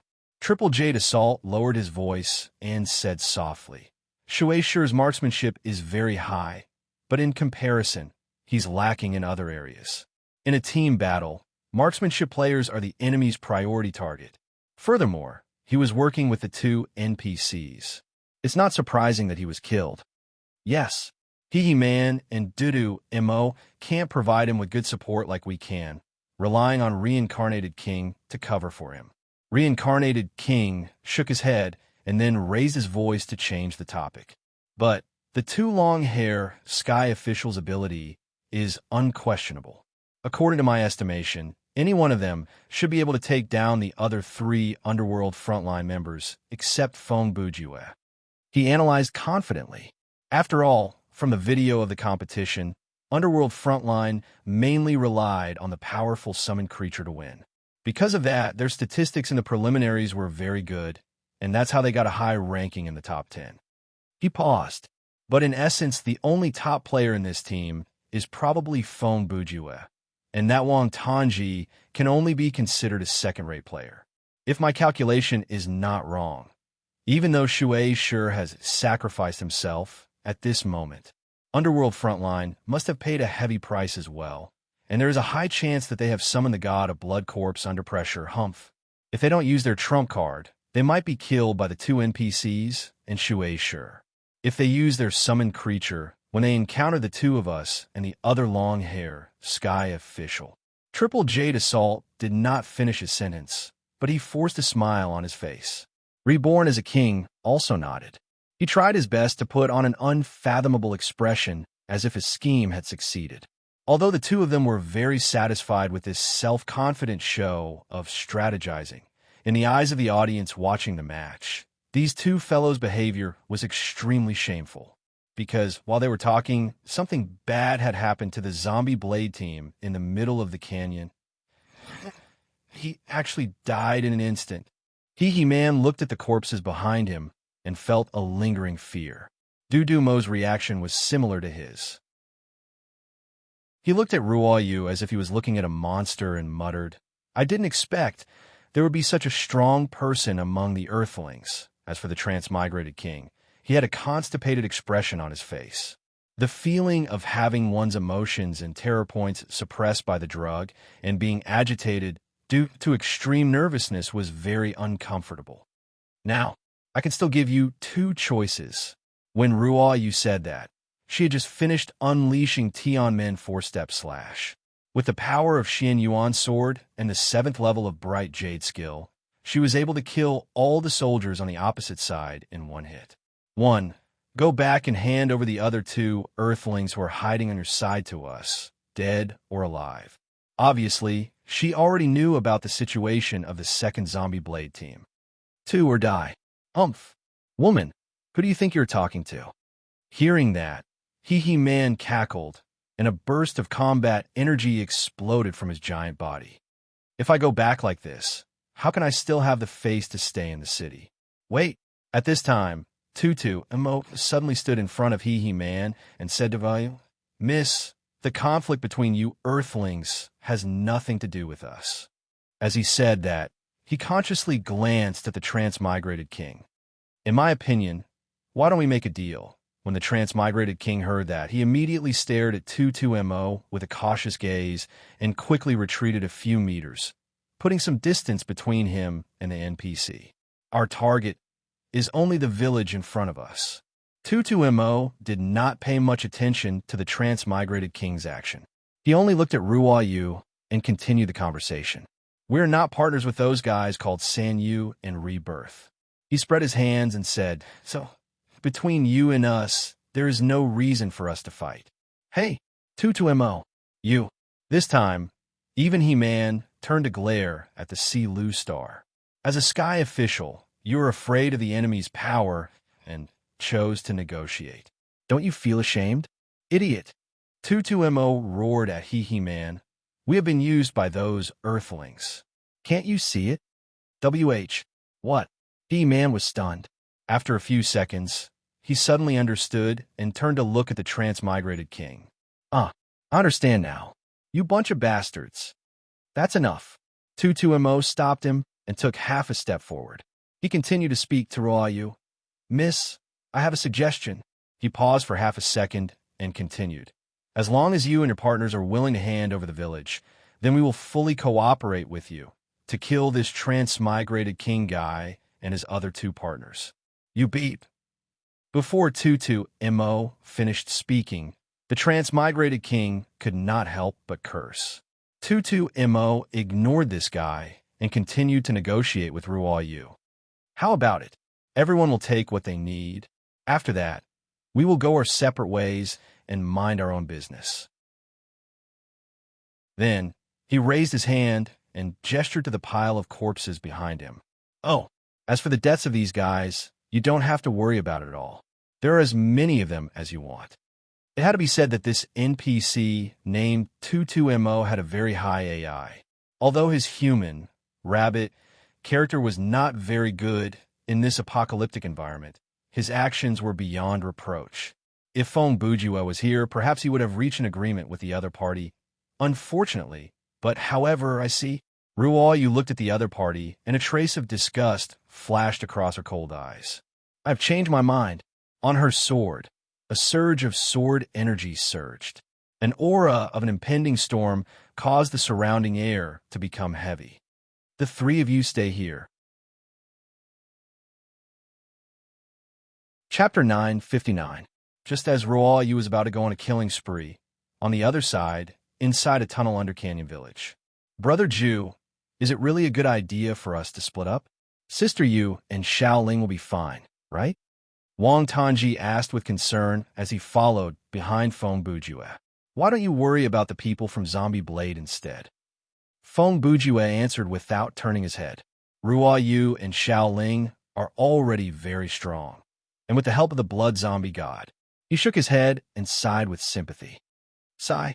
I can only hope that before we finish exploring this place, Zombie Blade will not be wiped out. Xiaodan thought about it for a few seconds. Brother Ju, are the two of them really that strong? After all, Zombie Blade is a top professional team. Huh? Are you kidding? As Feng Bujue spoke, he kicked away a piece of rock that blocked his way and switched his hand to hold the gun. After so many matches, so many scenarios, don't you have a clear idea of how strong your teammates are? Air. Xiao Tan answered. To be honest, I know Xiaoling quite well, but Sister Yu, I really have no idea how strong she is. He paused. It feels like no matter what kind of opponent she faces, she can handle it with ease. That's right, Feng Bujue said. Didn't you already summarize her strength with that statement? Huh? Xiao Tan was startled. What statement? Feng Bujue answered. She is at the level of no matter what kind of opponent she faces, she can handle it with ease. Hey, Xiao Tan narrowed his eyes. Is it really a good idea to say something like that? This is a live stream. It doesn't matter, Feng Bujue said calmly. Even if I say it, I don't think people will believe me. He tilted his head and tossed a meaningful look at Xiao Tan. The latter half of S2, other than the competition on the surface, is also a battle of information and psychological warfare. Every team knows that their performance in the competition will be studied by the opponent. So, every team has the chance to purposely spread information that may or may not be true during the competition to confuse the opponent's analysis or use it as a kind of trap. When Brother Ju said that, he did not purposely lower his voice. Every word that came out of his mouth was recorded clearly by the recording system, and it was heard by all the viewers who were watching the live stream. So, Xiao Tan narrowed his eyes and raised his voice. Is it really a good idea for you to remind everyone in the live stream? You don't get it, do you? Feng Bujue replied in a smug tone. It is because I have said those words so clearly that everything that we have done before and after this match has become so difficult to tell the truth from the lies. Indeed, the subtext of his words was, even if there are some fools among you, I won't treat any of you as fools. So, I hope that some of you who think you're smart don't think that we're that simple. If this S2 semi-final was a psychological game, then Feng Bujue was announcing to the world the level of Underworld Frontline. Fine. After all, you're good at this kind of psychological tactic. Since Brother Ju had said so, Xiao Tan did not want to drag this topic any further. The two of them continued their journey along the tunnel. The entrance to the tunnel was located in the depths of the tomb in Gorge Village, and the tomb in Gorge Village was the cave where the stone tablet was dug up that Elder Bjorn had mentioned. Because the cave was low and steep, and it was located in a relatively remote area, when the village was first built, everyone planned to transform it into an emergency shelter. However, during the actual excavation process, they found that the stone walls in the cave were very hard, and it was difficult to rebuild it with manpower. With the current size and shape of the cave, it was not suitable to be used as a warehouse or a shelter, so it was simply used as a tomb. In any case, there were not many people, rabbits, in the village, and the dead people, rabbits, took up very little space. Rabbit Planet people mostly use cremation, and they would use a special method to make the remaining ashes into a kind of corpse soil and then place them there. This hole was enough. Not long ago, when the 4 members of Underworld Frontline came here, Fong Bujue immediately found some useful information on the stone wall in the corner of the cave. He read it and opened the entrance to the tunnel. Then, Brother Ju used divine foresight, again to calculate the enemy team's current movement. After that, he arranged the strategy of splitting up the team. He and Xiao Tan would go down to explore the tunnel together, and Ruo Yu and Xiao Ling would be responsible for protecting the village. Of course, protecting the village had to be put in quotation marks. This was because Fong Bujue's original intention was to use the power of the NPCs in Gorge Village to fight against the influence that the second Zombie Blade team had borrowed. The protecting the village excuse was no doubt to make it sound better, and it was also to win the hearts of Tu Outyin and the others. But when it came to the actual execution, Ruo Yu and Xiao Ling, the 2 members who were relatively righteous, were sincerely on the side of the villagers. After walking for a few minutes, Fong Bujue suddenly stopped and smiled. Humph, I think we are here. Huh, where are we? Xiao Tan looked over Brother Ju's shoulder and asked, Isn't this a dead end? He was right. At this time, Fong Bujue was facing a bare stone wall, and there were no gaps or traps. Take a closer look, Fong Bujue said. If I take a closer look, I will see. Xiao Tan was about to reply in a matter-of-fact tone, but he suddenly remembered something and did not continue. The next second, Xiao Tan silently activated Eagle Eye Vision, and his eyes lit up with a golden light. With the help of this grade, a scouting skill, he soon saw many complicated patterns and words on the stone wall before him. I see. Xiao Tan touched his chin and put on a thoughtful look. Huh. Fong Bujue laughed and turned to look at Xiao Tan maliciously. Although you said I see, and your face said I see, you probably don't understand anything, right? Yes, I don't understand at all, Xiao Tan admitted honestly and turned off Eagle Eye Vision. Huh. Fong Bujue laughed. Actually, I don't understand it either. Look at you. Xiao Tan glanced at Brother Ju from the corner of his eyes and uttered that line without feeling out of place. And the system did not block this sentence. Huh. Brother Ju did not care about this level of cursing. First, he was thick-skinned enough. Second, he was thick-skinned enough to admit that the other party was right. In short, he smiled indifferently and took out something from his backpack. Isn't this? Xiao Tan saw the item in Brother Ju's hand and exclaimed loudly. That's right. Fong Bujue did not wait for him to finish and interrupted him. To be honest, I didn't expect to use it here. At this moment, Brother Ju was holding none other than Blackbeard's skull. This item was of the other category and was of the legendary category. It had a very short description.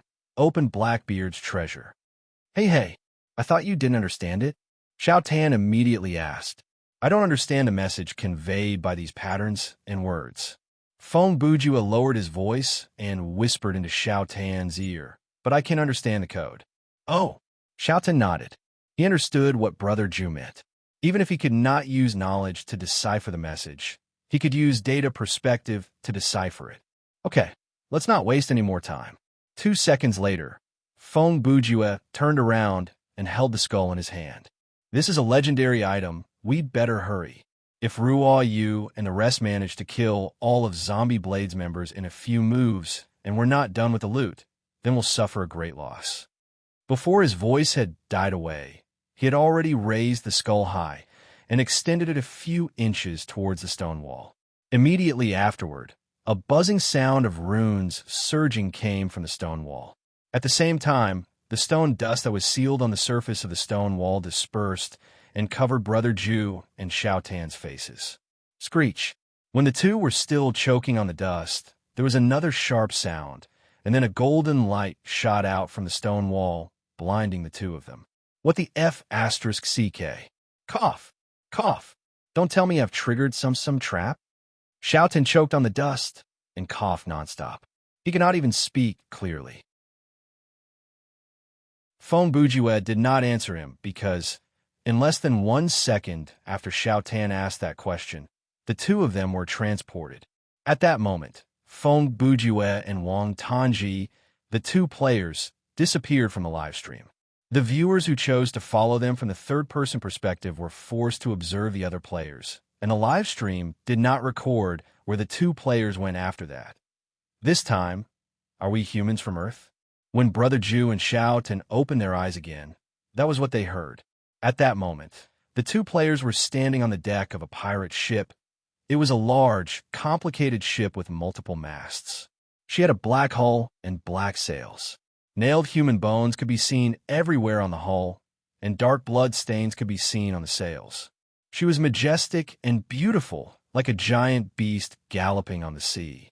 She was a legend who dominated the 7 seas, and many pirates were terrified by her name. No matter what, welcome to Queen Anna's Revenge, the voice quickly added. Feng Bujue and the rest turned around and saw a bunny alien. Based on his appearance, he should be a middle-aged man, rabbit. He was wearing a sailor shirt, a pair of cargo pants, and a red scarf around his neck. I thought Blackbeard was rearing a parrot. Feng Bujue talked to the man as he observed his surroundings. Who would have thought he would have a rabbit as well? Brother Jew, compared to Brother Rabbit, don't you think the surrounding situation is more worthy of attention?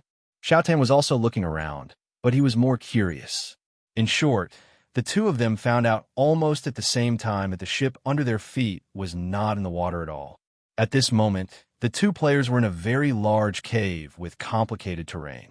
Hundreds of huge stalactites, shaped like fallen mountains, were hanging upside down from the ceiling of the cave. Each of these stalactites was emitting a dim, moon-like light. On the ground of the cave, there were countless gold and silver treasures and rare items, gold coins, pearls, diamonds, agates. These items were as common as sand in this place. There were 1-to-1 white jade elephants, coral gems as big as sofas, natural amethysts that were bigger than coffins, and a large number of minerals and treasures that were not known to the people on Earth. They filled this huge cave, and the Queen Anna's Revenge was placed in the center of the entire treasure trove, floating in the sea of gold and silver. Edward Teach's pirate career is far longer than what is recorded in human history. The rabbit alien also looked at the two players and said, "The skull in your hands is just a souvenir he left for his kind before he left Earth. You can also say it is an invitation letter." So, Feng Bujue picked up the skull in his hand and shook it. This is not his skull. Physiologically, it is certainly not, the rabbit alien replied. But he did use his own blood to cast a curse on this skull. Otherwise, you wouldn't have been able to come here with it. Speaking of here, Xiao Tan was still a little worried about Xiao Ling and the others, so he asked anxiously, "Are we still on the rabbit alien planet?" "Yes," the rabbit alien replied. And no, this answer was as good as not saying anything, but Feng Bujue instantly understood. "Oh, you are very good at spatial technology, of course," the rabbit alien said. "In front of you is the largest ill-gotten wealth in the universe. Any precautionary measures are not excessive." He looked up and pointed to the wall of the cave. "This space can block all external detection. Several entrances to this place are scattered in the most hidden corners of the universe. And without Blackbeard's curse, it is impossible to enter this place." "Okay," Feng Bujue responded, and then asked, "May I ask?" "I am," the rabbit alien replied solemnly. Short hair divine fist master, rabbit hair bro. Chapter 960. Oh, so it's Brother F.A. I've heard so much about you. Phone Bujua was able to say I've heard so much about you without batting an eyelid. I wonder, how are you related to this Bugs Bunny? We are distant relatives, Bunny Bujua replied. Bunny Hair Bro replied, the kind that is quite far away. He paused for a moment before explaining. In fact, Bunny Hair Bro was not born on Bunny Planet at all.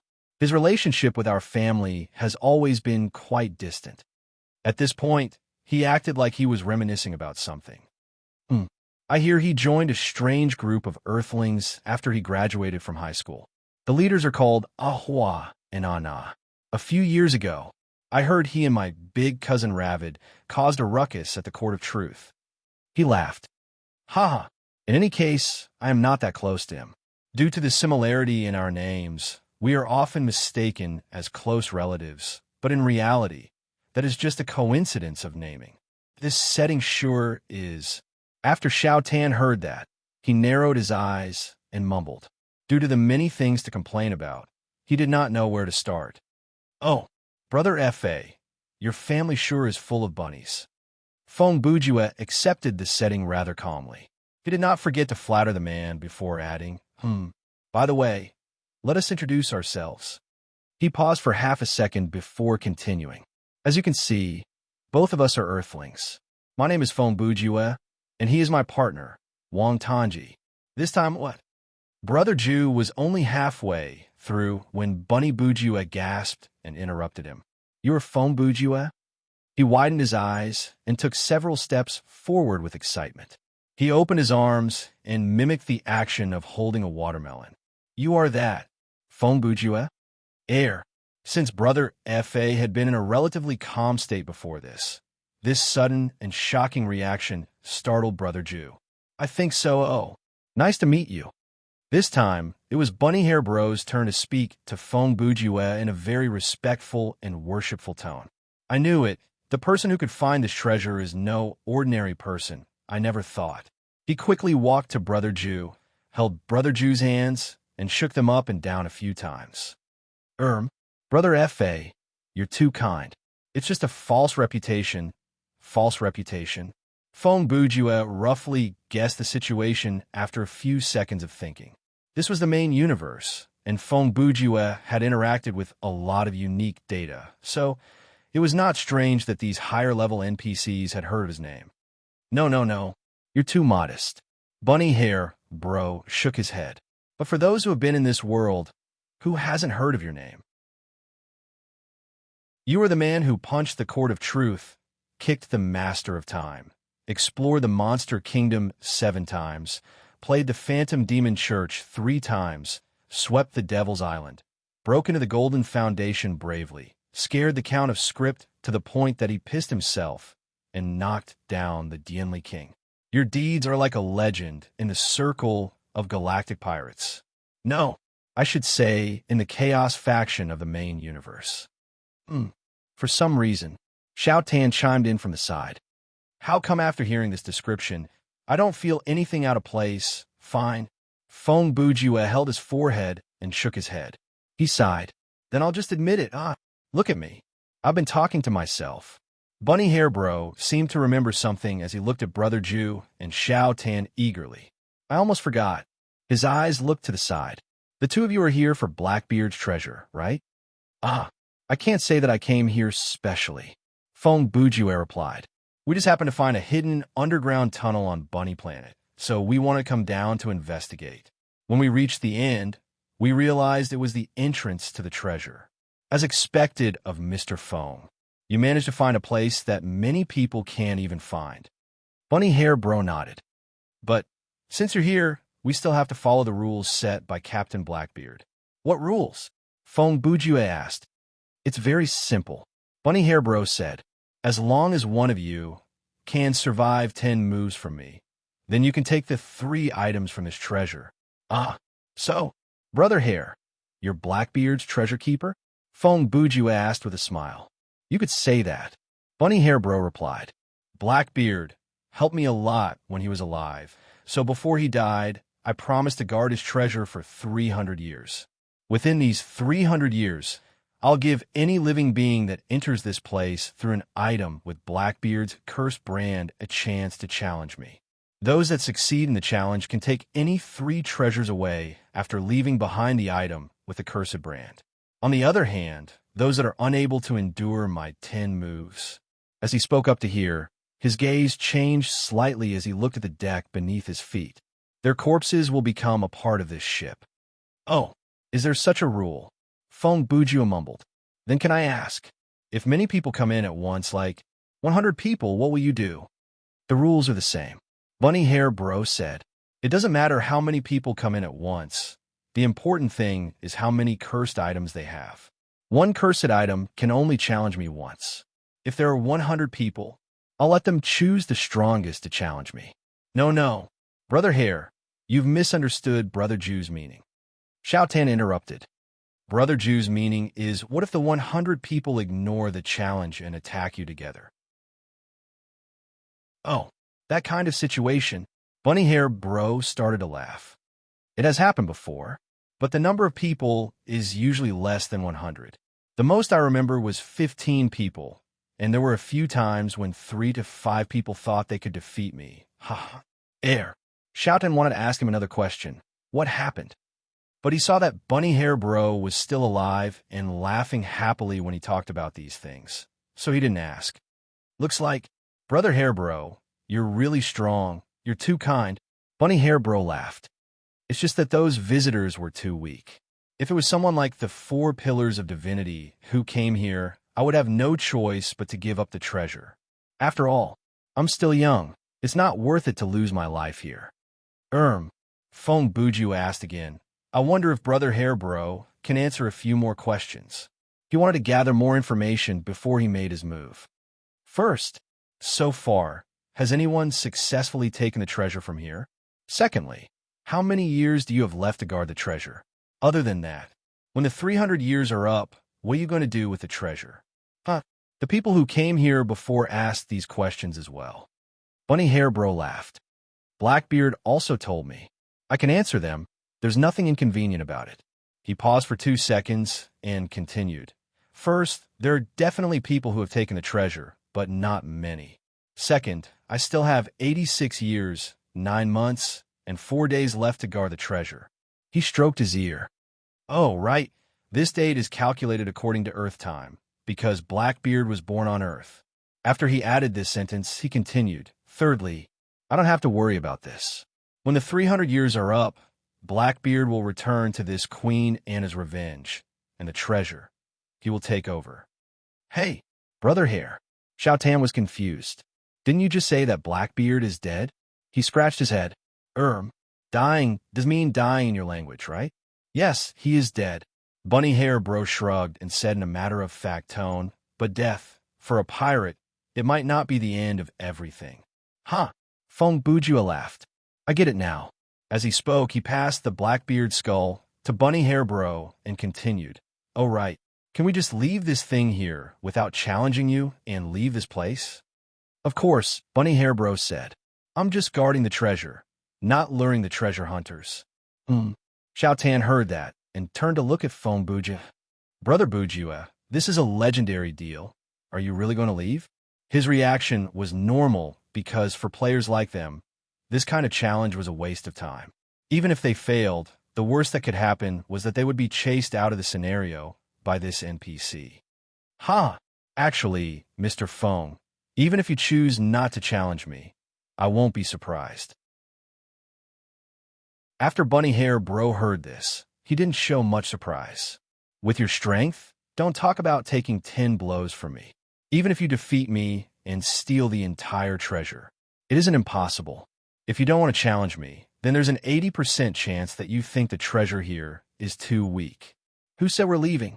Feng Bujua looked at the man and rabbit beside him. I'm just asking. He scratched his chin and thought for a few seconds. One last question. He tossed a complicated look at Bunny Hair Bro.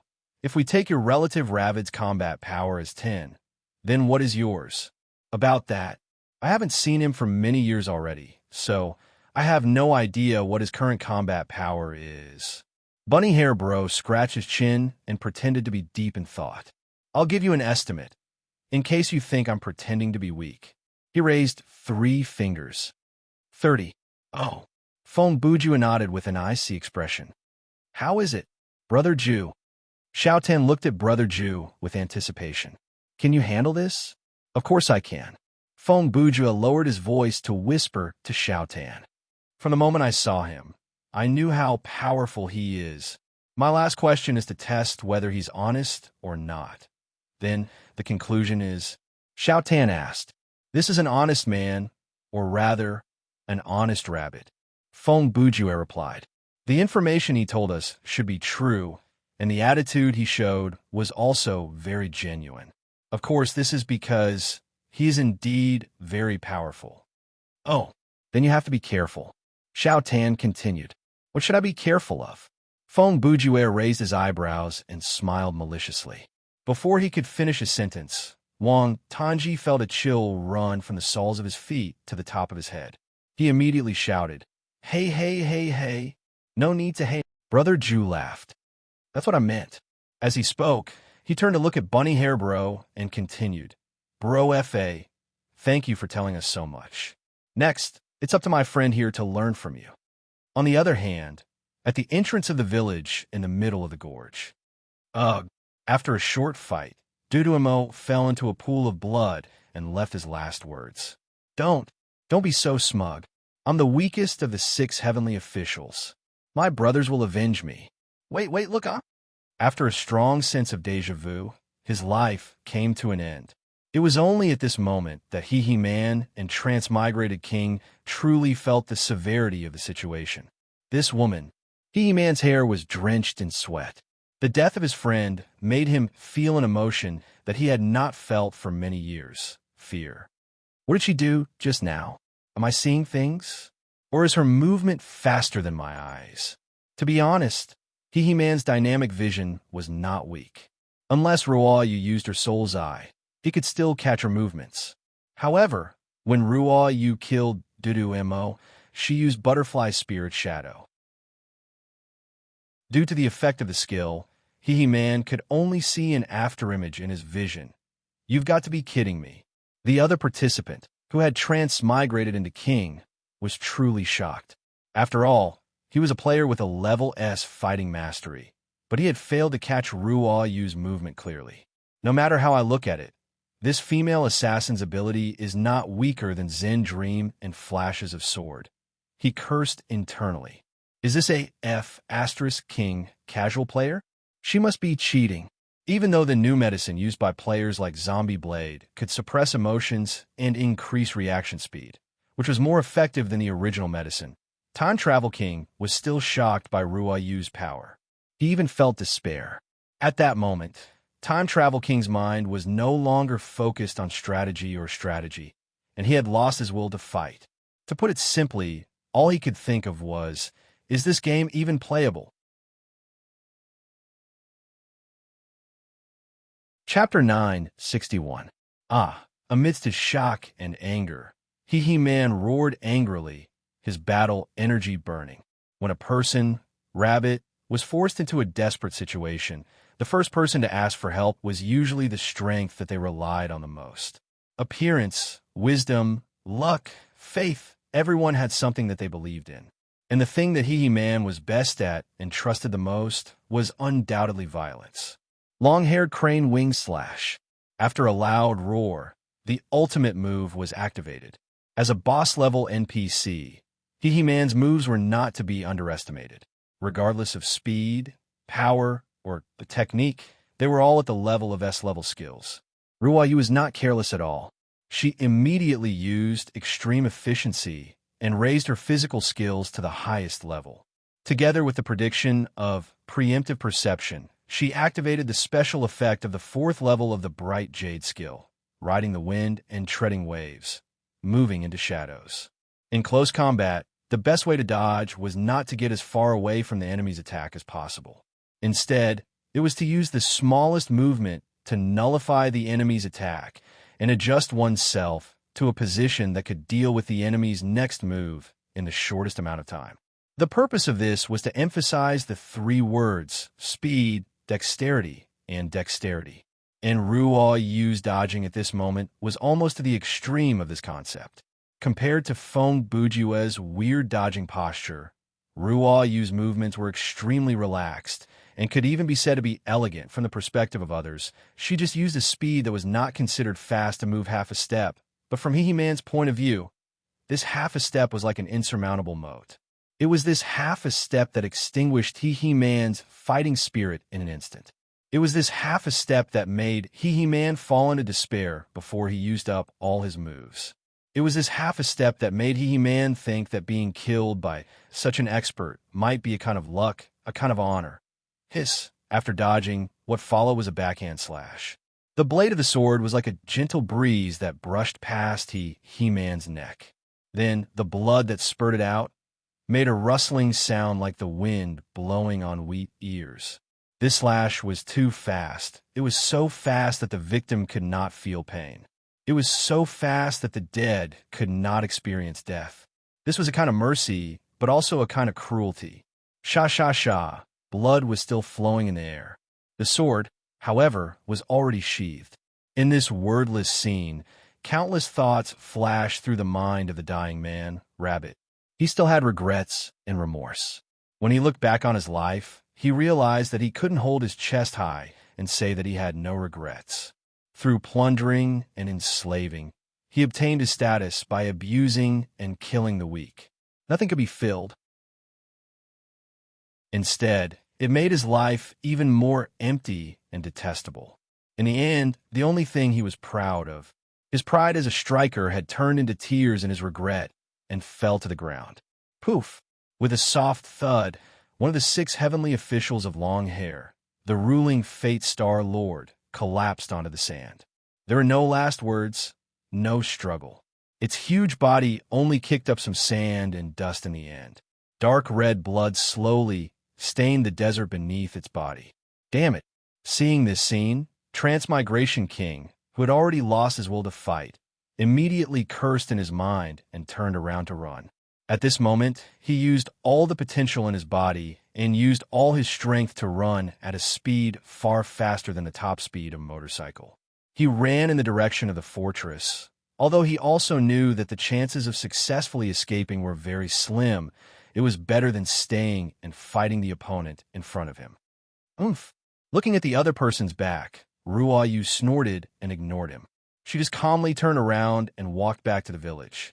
Do you want me to take care of him? When she arrived at the entrance of the village, Xiao Ling, who was hiding behind the sniper point, still held the sniper rifle in her hand and aimed at a black spot in the desert in the distance. There's no need for that, Ruo Yu replied. Let's try our best to follow Bujue's instructions. Xiao Ling thought for a few seconds. Okay, she said, sighed, showed a relaxed expression, and no longer assumed a sniper stance. Ruo Yu's decision was naturally not made on a whim, but because Feng Bujue had previously instructed for a similar situation. His original words were, if the opponent chooses to run when the situation is not good, it may be better to let them go than to kill them. At the same time, in the treasure cave. Okay, who's afraid of who? Wang Tanji widened his eyes and roared like a pig being slaughtered. It's just 10 moves. I'm not afraid. Why do I feel like you're about to cry? Feng Bujue, who was standing on the side, stared with his dead fish eyes and complained with a very lazy expression. Stop talking. Xiaotin turned his head and roared at Brother Ju. When I go crazy, even I'm afraid of myself. Are you going to let yourself fall into some kind of mental threshold to awaken your inner personality? Feng Bujue saw through Xiaotan's thoughts and narrowed his eyes. Personally, I think, with your personality, you're not suitable for this kind of rational self-guidance. It's better for you to follow your heart. Brother Wang Tanji. Bunny Hair on the other side also advised with a smile. You don't have to be so nervous. Although I won't show mercy, after all, the starting point of this trial is not to kill, but to test your strength. As he said, he began to crack his fingers, making his knuckles crack. Blackbeard didn't want those precious treasures to fall into the hands of the useless. so he set this rule. I believe Mr. Feng regarded you as his partner. You're not an ordinary person. My 10 moves, you can handle it. Okay, you don't have to say anymore. Xiao Tan was still very excited. Come on. Okay. Bunny Hare finished cracking his knuckles and got into a fighting stance. Watch carefully the first move. As his voice fell, his figure moved.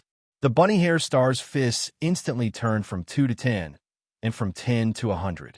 As the saying goes, fist shadows appeared one after another, and battle energy surged. The short hair 100-splitting fist arrived in the blink of an eye. The same move, when used by Bunny Hare Star, was several times more ferocious than when King Kaka used it. For a player like Xiao Tan who walked the path of agility, this kind of move was definitely not something he could take head-on. He had to dodge it. For a moment, the fist shadows were as fast as lightning, and the figure was faster than a meteor. Xiao Tan was fully focused and gave it his all. Relying on his basic physical skills, he was not injured in the first move. Ha! This kid. Seeing this, Feng Bujua laughed secretly. Even he himself didn't realize how scary his strength is. If he gets serious, it's really hard to imagine. Huh, as expected. Bunny Hare Star saw Xiao Tan's reaction and immediately showed a very excited expression. He shouted again, "Short hair steel palm wave." This time, he pushed with one hand, and a long-distance energy wave came roaring like a mad bull. And Xiao Tan had a lot of experience facing this kind of attack. When he saw the opponent raise his hand, he immediately bent his leg back like the Matrix. When the energy wave came, he straightened his upper body and was horizontal with the ground. He calmly avoided the second move. Little brother, don't just take the hit. Bunny Hare Star was after all a master of boxing, so he was magnanimous. Before the third move, he didn't forget to remind the opponent, you can also fight back. Then Xiao Tan didn't hold back. Halfway through Brother F.A.'s words, he used a very subtle movement to shoot a hidden arrow at the opponent. Deference is no substitute for obedience. When Xiao Tan's words reached Bunny Hare Star's ears, the hidden arrow had already flown in front of him. Brother F.A. smiled calmly and raised his hand to catch the arrow, two-finger vacuum grip. As the Big Dipper God. No.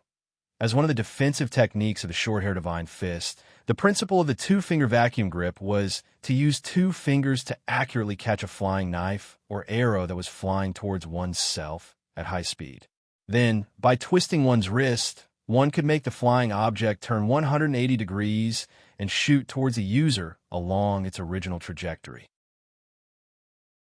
That's why hidden weapons like hidden arrows are useless against a striker like Brother F.A.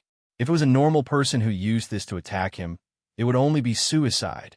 Luckily, Xiao Tan wasn't a normal person. Although he couldn't catch hidden weapons like Brother F.A. with his reaction speed, it wasn't a problem for him to block the returning hidden arrow. Ding!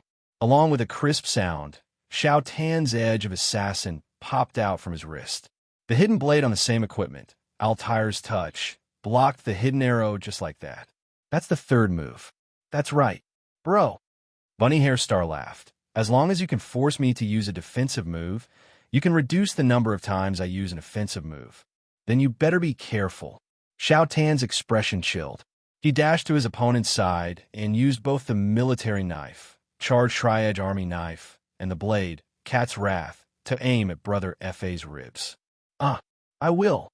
Bunny Hare Star still responded calmly and used the fourth move. Short hair, steel grip. In the blink of an eye, Brother F.A. extended 3 fingers on each of his hands, thumb, index finger, and middle finger, and used a chopstick-like gesture to grab Xiao Tan's 2 weapons. It's not that I want to nag at you, little brother, Bunny Hare Bro said as he applied more force to his fingers. With your ability, how are you going to use this kind of normal metal? Then, he used his few fingers to crush Xiao Tan's 2 weapons.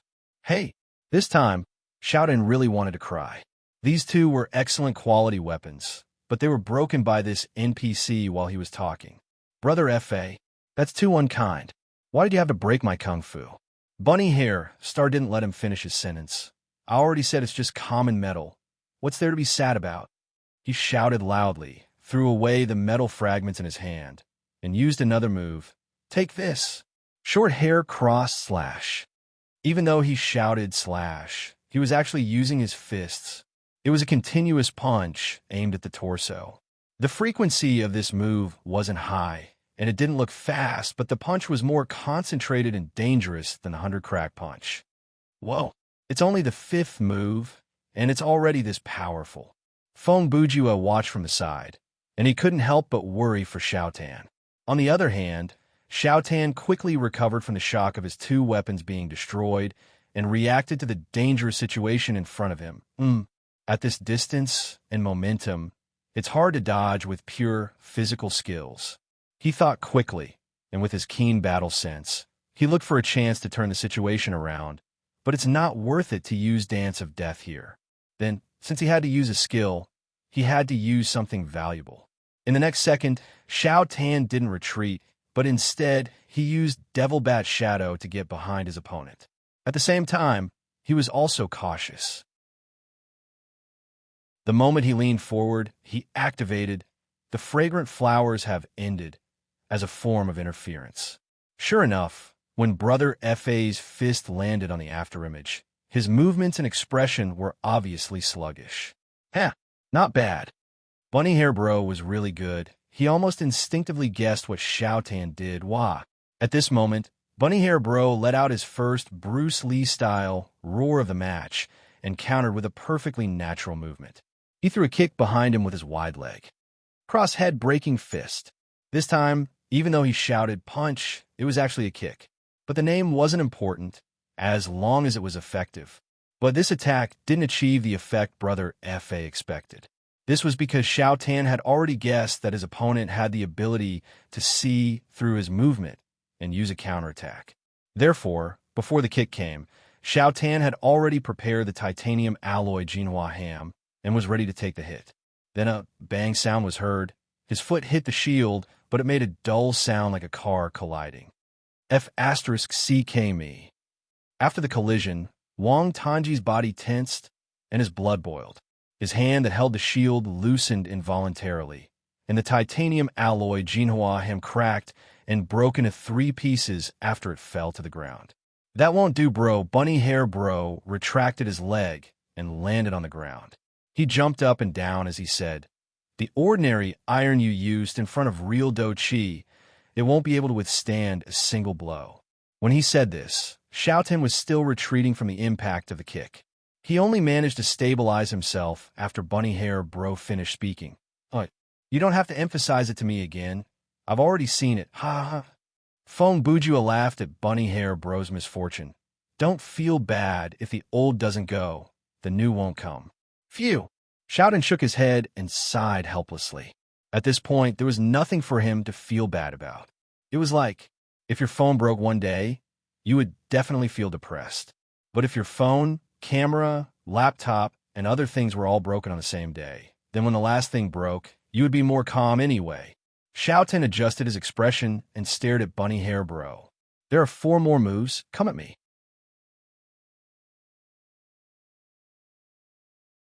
Chapter 962. Oh, you're not mad at all? No wonder you're the famous 4 great youths. Money, face, integrity, and career. Feng Bujue joked, but I personally suggest that you take the initiative. Forcing Brother Fa to use a defensive move is more advantageous for you. Even though he was joking on the surface, Brother Ju didn't want Xiao Tan to be defeated here. So the second half of his sentence was to guide Xiao Tan in terms of tactics. Ha! Mr. Feng is right. Bunny Hair Bro added with a smile. Little Brother Wang, with your ability, if you were to get serious and come at me with killing intent, I'm afraid I would be in danger. However, you're a kind person. You've never thought of harming my life since the beginning. From the way you attacked and the strength you used, I can see that you just want to make me lose my ability to move. But he paused for half a second, and his eyes changed. Fighting me with this kind of mentality is disrespectful to me. Bunny Hair Bro took the classic Big Dipper. Short hair divine fist stance. His legs were slightly bent, 1 step away from his front and back. One hand was placed in front of his chest, and the other hand was placed in front of his ribs. In less than 2 seconds, an amazing amount of combat energy was ignited around his body. It turned into white lines that were visible to the naked eye.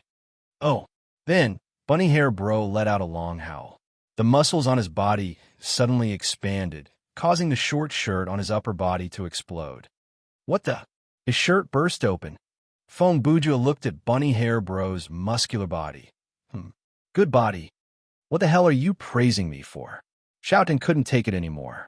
He looked back at Brother Ju and complained, How obsessed are you with this 80s joke? If you have time to complain about me, why don't you look at the situation in front of you? Fong Bujua put on a serious face and said, That's right. I won't be as polite as before. Bunny Hair Bro said. He appeared in front of Xiaotan as if he had teleported. Short Hair Divine Fist's ultimate move, Thoughtless Reincarnation. Wang Tanji had also seen the Fist of the North Star before, so when he heard the name of his opponent's move, he immediately reacted. Does a buff count as a move? Idiot! Don't be careless. When Fong Bujua saw that Xiaotan did not seem to realize the horror of the Thoughtless Reincarnation, he reminded him loudly. You will be killed. However, his words were still half a beat slower. Bunny Hair Bro's next attack was already unleashed. This was also the first time in a battle that he didn't shout out the name of the skill, Short Hair Luohan Strike. The ferocious power, the formless speed, and the unintentional punch. If this punch hit, Xiaotan would die without a doubt. It was impossible for this punch to miss because Bunny Hair Bro had already activated Thoughtless Reincarnation. In terms of actual combat, this was almost an invincible state. However, at this very moment, something happened. So slow, the world before Wang Tanji's eyes seemed to freeze. What's going on? Why did he stop? He wanted to raise his eyes to look at his opponent, but he realized that everything around him had already been taken in, and his eyes had not moved at all. This was a feeling of déjà vu. In the finals of the tournament of the Best S1, when Lute used Tindril_Barrage_Devastator, Xiaotan had experienced this state before. Suppose time dust enters the body of a powerful high-level creature.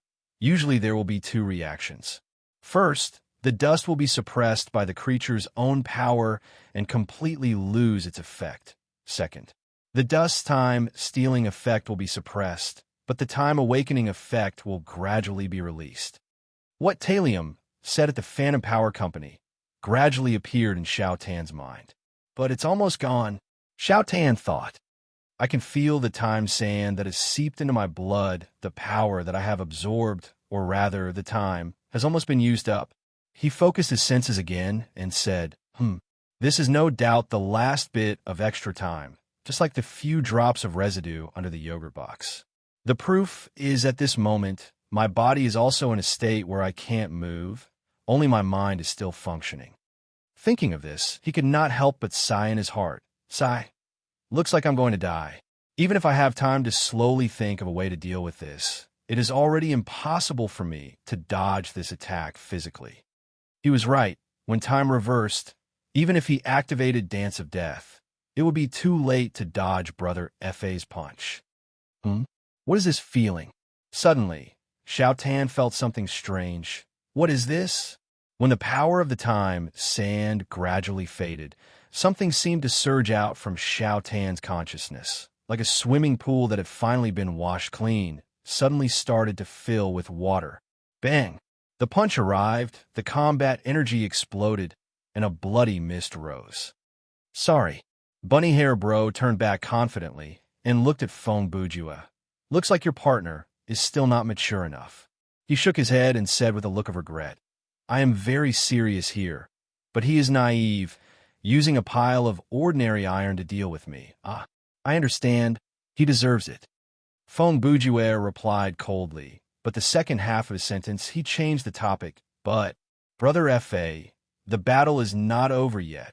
Is it really okay for you to turn back like this? As soon as his voice fell, Fistmaster was shocked. At this moment, Bunny Hair Bro's face was first filled with shock. What? After uttering this classic loser's line, he suddenly turned back and found that the man in the scarlet assassin outfit was still standing. Always ordinary iron. So annoying, Shoughton said as he slowly raised his hand.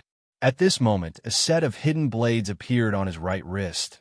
Altair's touch was equipped on his left wrist, and this hidden blade was faintly surrounded by black flames. Then I will use this to fight you.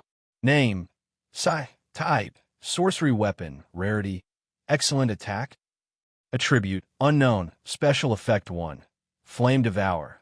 The black flames can devour all physical and non-physical substances according to the user's will. Special effect 2. No music causes a radius of 2 meters to enter a silent area. Continuous skill. No cooldown. No consumption. Prerequisite. Wongtan, remark. First, life is unpredictable. Second, it is hard to find a good friend. Huh? Feng Bujua looked at the description of the equipment and laughed. He actually took out a sorcery weapon. So, this is a sorcery weapon? Xiao Tan continued. Whatever. Anyway, I only feel pain in my hand. Of course. You lost your ring finger. Brother Ju added. Huh? Xiao Tan did not seem to know about this. He lowered his head to look at his right hand, but his hand was completely covered by the black flames, so he could not see it clearly. Oh well, it doesn't matter. My whole hand is burning, and I don't feel any pain. Feng Bujue smiled. Indeed, it doesn't matter. As he said that, he turned around to look at Brother F.A. Brother F.A., thank you so much. This sparring session with you has given my friend the opportunity to break through some kind of bottleneck. It is my honor. Bunny Hair Bro regained his calmness. He stared at Xiao Tan's right hand. Just now, it was the burst of spiritual energy from the awakening of the spiritual item that neutralized my combat chi, right? Ha! He laughed. Good. That's more like it. It seemed like Brother F.A. had also entered a state of excitement. He started to restrain his combat chi and shouted, Watch carefully. This is the second to last skill, Heavenly Warrior's Fury. With both palms out, combat chi surged forward. Bunny Hair Bro was an NPC, so he could see the danger of Sai at first glance. That was why he gave up on using close combat skills and used his strongest range skill. At first glance, this skill was similar to his second skill, Short Hair Steel Palm Wave, but in reality, the theory behind this skill was completely different. The difference in power was also several times. This time, Xiao Tan didn't dodge. He only shouted and raised his right arm to block the attack. For a moment, the black flame on his wrist burned brightly. Like a black whirlpool, it changed the trajectory of the incoming combat chi and formed a layer of distorted energy turbulence in front of Xiao Tan. But after blocking the attack, Xiao Tan still bent his knees and took half a step back. He spat out a mouthful of blood and his face turned pale. You couldn't completely block it, humph. That's the inevitable result. Feng Bujue continued. Although Flame Devour is strong, it can't exceed the limit of your personal ability. He paused for a moment. If you want an analogy, it is like an extremely powerful skill that requires the support of inner chi. When the opponent's inner chi surpasses yours by a lot, even if the skill isn't as good as yours, it can still hurt you. Let's talk about this after I finish the fight. Xiao Tan wiped the blood from the corner of his mouth and roared. He took a step forward and attacked Bunny Hair Bro. Xiao Tan knew that there was only one more skill left in this 10-skill test. He also felt that, putting aside the defensive skills, Bunny Hair Bro's offensive skills were all stronger than the previous one. If it didn't go wrong, Bunny Hair Bro's next attack would be even stronger than the previous one. At this point, Xiao Tan was already lucky to be alive. He didn't think that he had any way to block Bunny Hair Bro's next attack. So, he decided to attack first. A normal attack wouldn't trigger Bunny Hair Bro's next attack. This was something that Wang Tanji knew very well. He had to use a skill that was above a certain level of power. Otherwise, he would lose. You'd better not die.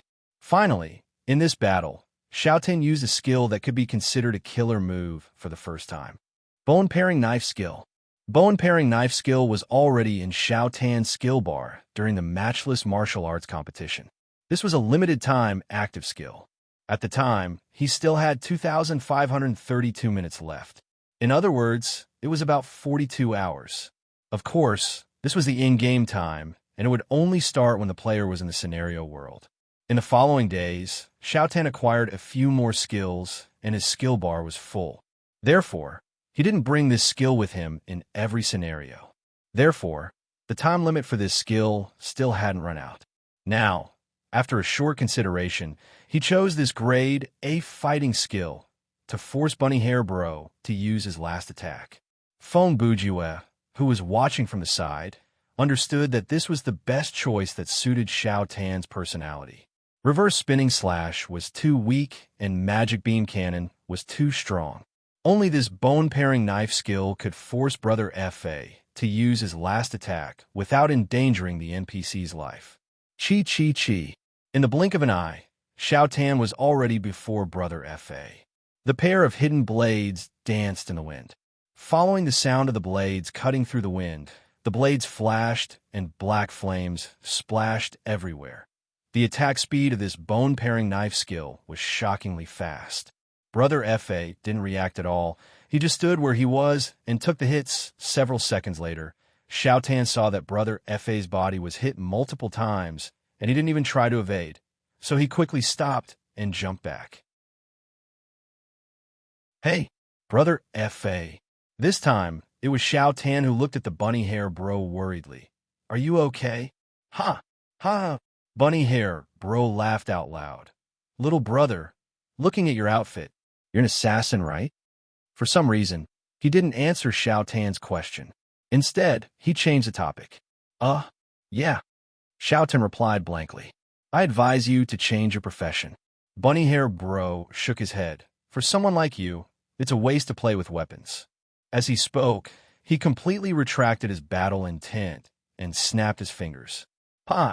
A brand new sailor shirt appeared on Brother Fa's body as if he was performing a magic trick. Don't worry, most of the time he's saving people. At this time, Feng Bujue also seemed to be relieved. He said casually to Brother Fa, being an assassin is just a hobby. I see. Brother Fa nodded. Hey, what's wrong? Xiao Tan saw this scene and was a little confused. Ha! Little brother, you've passed the test. Bunny Hair Bro smiled and said to Xiao Tan, when you attacked just now, I didn't even make a move. I already knew that this move would be hard to block, so I used the dragon breathing technique of the short hair divine fist in advance to counter it. He shook his head. Ha! Who knew? You saw me standing still and thought that I couldn't react in time and retreated halfway. You just like that. Feng Bujue smiled and continued. His tone was like a parent talking to a teacher about their child. You can call him naive or stupid. This is his heart, and I'm afraid he won't be able to change it in this lifetime. Hearing this, Bunny Hair Bro's eyes flashed with a hint of sadness. He seemed to have recalled something. After a short silence, he changed the topic. Okay, the test ends here. Both of you, please choose the treasures you want to take away.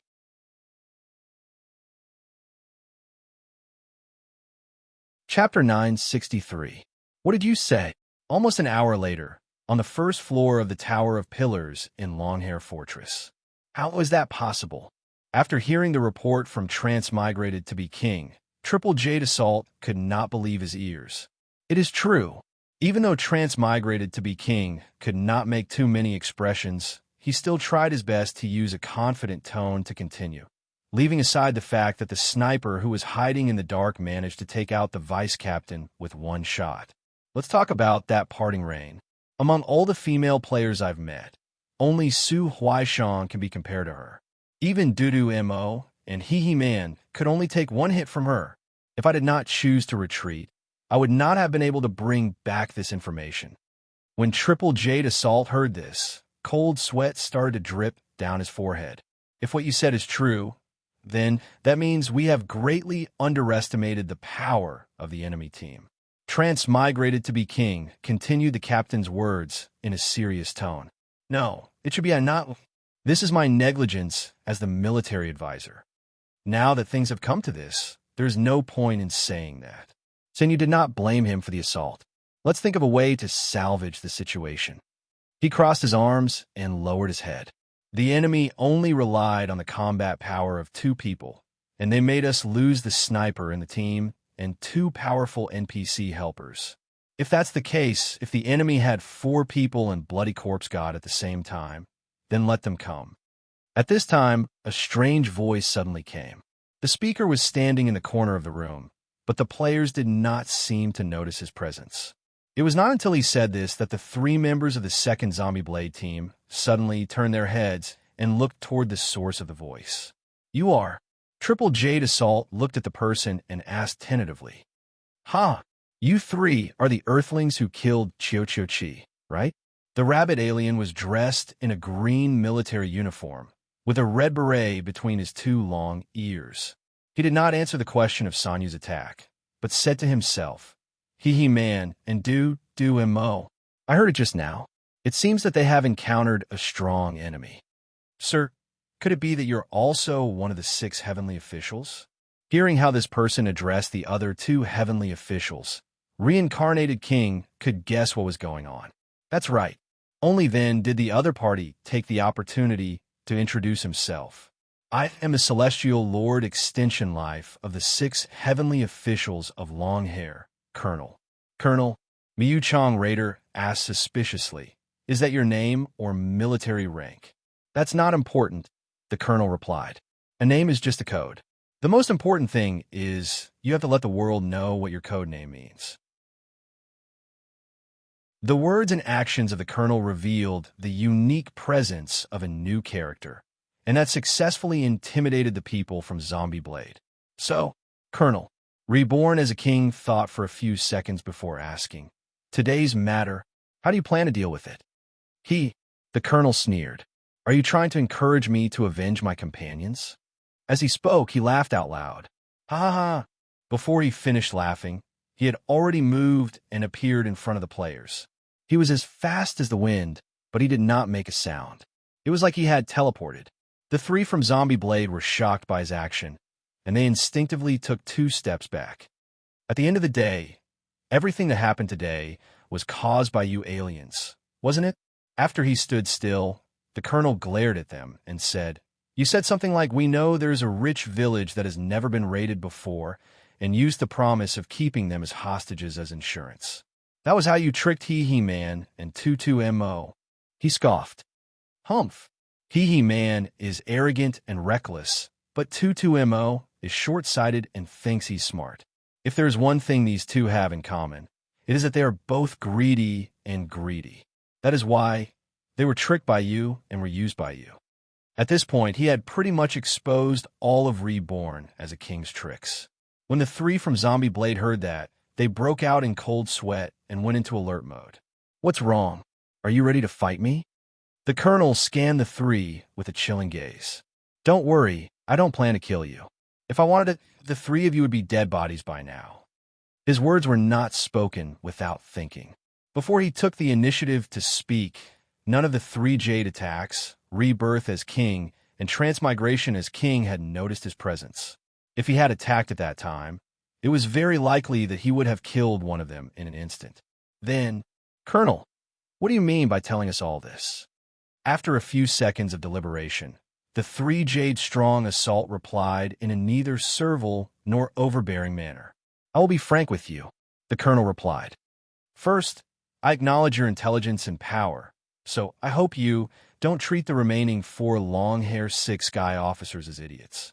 "Of course," Reborn as Reborn replied, "but for the things that happened before, we will not apologize. Apologize?" "Huh." The colonel laughed. "You only made the correct response when faced with the threat of violence and unreasonable demands. Why should you apologize?" As he said that, he turned around and faced his back to them without any hesitation. He continued, "In this world, if a person, rabbit, wants to get something, then he has to take the corresponding risk, bear the corresponding price, and possess the corresponding strength." He paused. Chi. He-Man. Mo. These guys can't be blamed for their deaths. It is like encountering a cheat in a gambling game. If you don't have the power to expose your opponent, then you can only blame yourself for being an idiot and have no one else to blame. To pursue the matter after you have lost, that is what a loser would do. It is very unsightly. The colonel is so understanding. Reborn as king took the opportunity to curry favor with the NPC and said, "Then we can rest assured." Oomph. The colonel turned his head and glanced at Reborn as king. Then he said, "Well, let's stop talking about the past. Let's move on to more practical matters." He turned to face the players. "I have been listening to you for some time. As far as I know, the current situation is, in the village that you mentioned, there are 4 very powerful earthlings. For some reason, you and the 4 of them are eager to kill all the enemy members." Yes. Reborn as king nodded. Reborn as king was right. "Let's talk about us." The colonel raised his hand and pointed up with his index finger. "I and the 3 above are indeed interested in the village that you mentioned." He licked his rabbit lips and revealed a greedy smile. "Ha! Nowadays, a village of that size is very difficult to find. Once it is captured, it means new water sources, farmland, and a large number of slaves."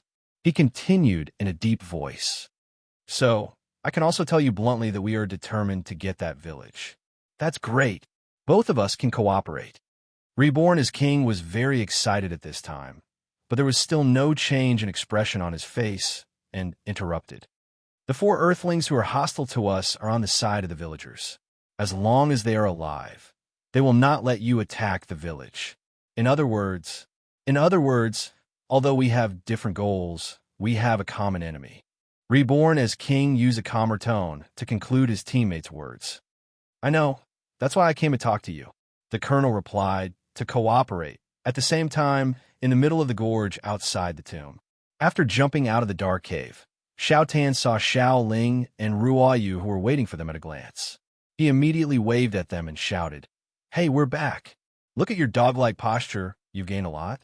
Xiao Ling looked at Xiao Tan and said, "Hey, what do you mean by dog-like posture?" Xiao Tan narrowed his eyes and asked, "It's the lively posture of having a silly smile on your face while jumping around." Xiao Ling replied with a smile, "Ah, that's an apt description." Brother Ju, who was not far behind Xiao Tan, quickly came out of the cave. "Look at your cat-like posture. You must have returned empty-handed." Ruyu, who stood next to Xiao Ling, also said to Brother Ju. "Ha!" Feng Bujue smiled and said, "Then I'll also ask, what is a cat-like posture?" "It's a lifeless, listless posture that deserves a beating." Ruo Yu replied coldly. Not far away, Rabbit Outyin and Rabbit Lisu were also waiting for the return of the 2 players. Seeing that they came out alive, Rabbit Outyin stepped forward and said, "Brother Feng, Brother Wang, did you find anything in the tunnel?" Rabbit Outyin watched them open the hidden tunnel in the tomb. "It's a dead end." Feng Bujue didn't want to explain too much to them, and even if he did, it would be useless. These rabbit aliens didn't have Blackbeard's cursed item, so even if they went to the end of the tunnel, they wouldn't find anything. There are some words engraved on the wall at the end. It seems to record the life story of an interstellar pirate from a long time ago. We studied it there for a long time, but couldn't find anything. He paused for 2 seconds and added, "Oh, right?" He looked at Rabbit Outyin. "Even though there's nothing along the way, the length of the tunnel is very long and the structure is very stable. In a while, I'll tell you how to open and close the tunnel entrance. In the future, when your village is in danger, you can use the tunnel as a shelter." "That's great. Thank you so much." Rabbit Outyin smiled and exchanged a look with Rabbit Lisu beside him. Then he gave Brother Ju and the rest a grateful look. In fact, when Feng Bujue said that the tunnel was a dead end, Rabbit Outyin was still a little skeptical. Fortunately, Brother Ju was smart enough to add in the latter part of the sentence, dispelling the other party's doubts. The logic was simple.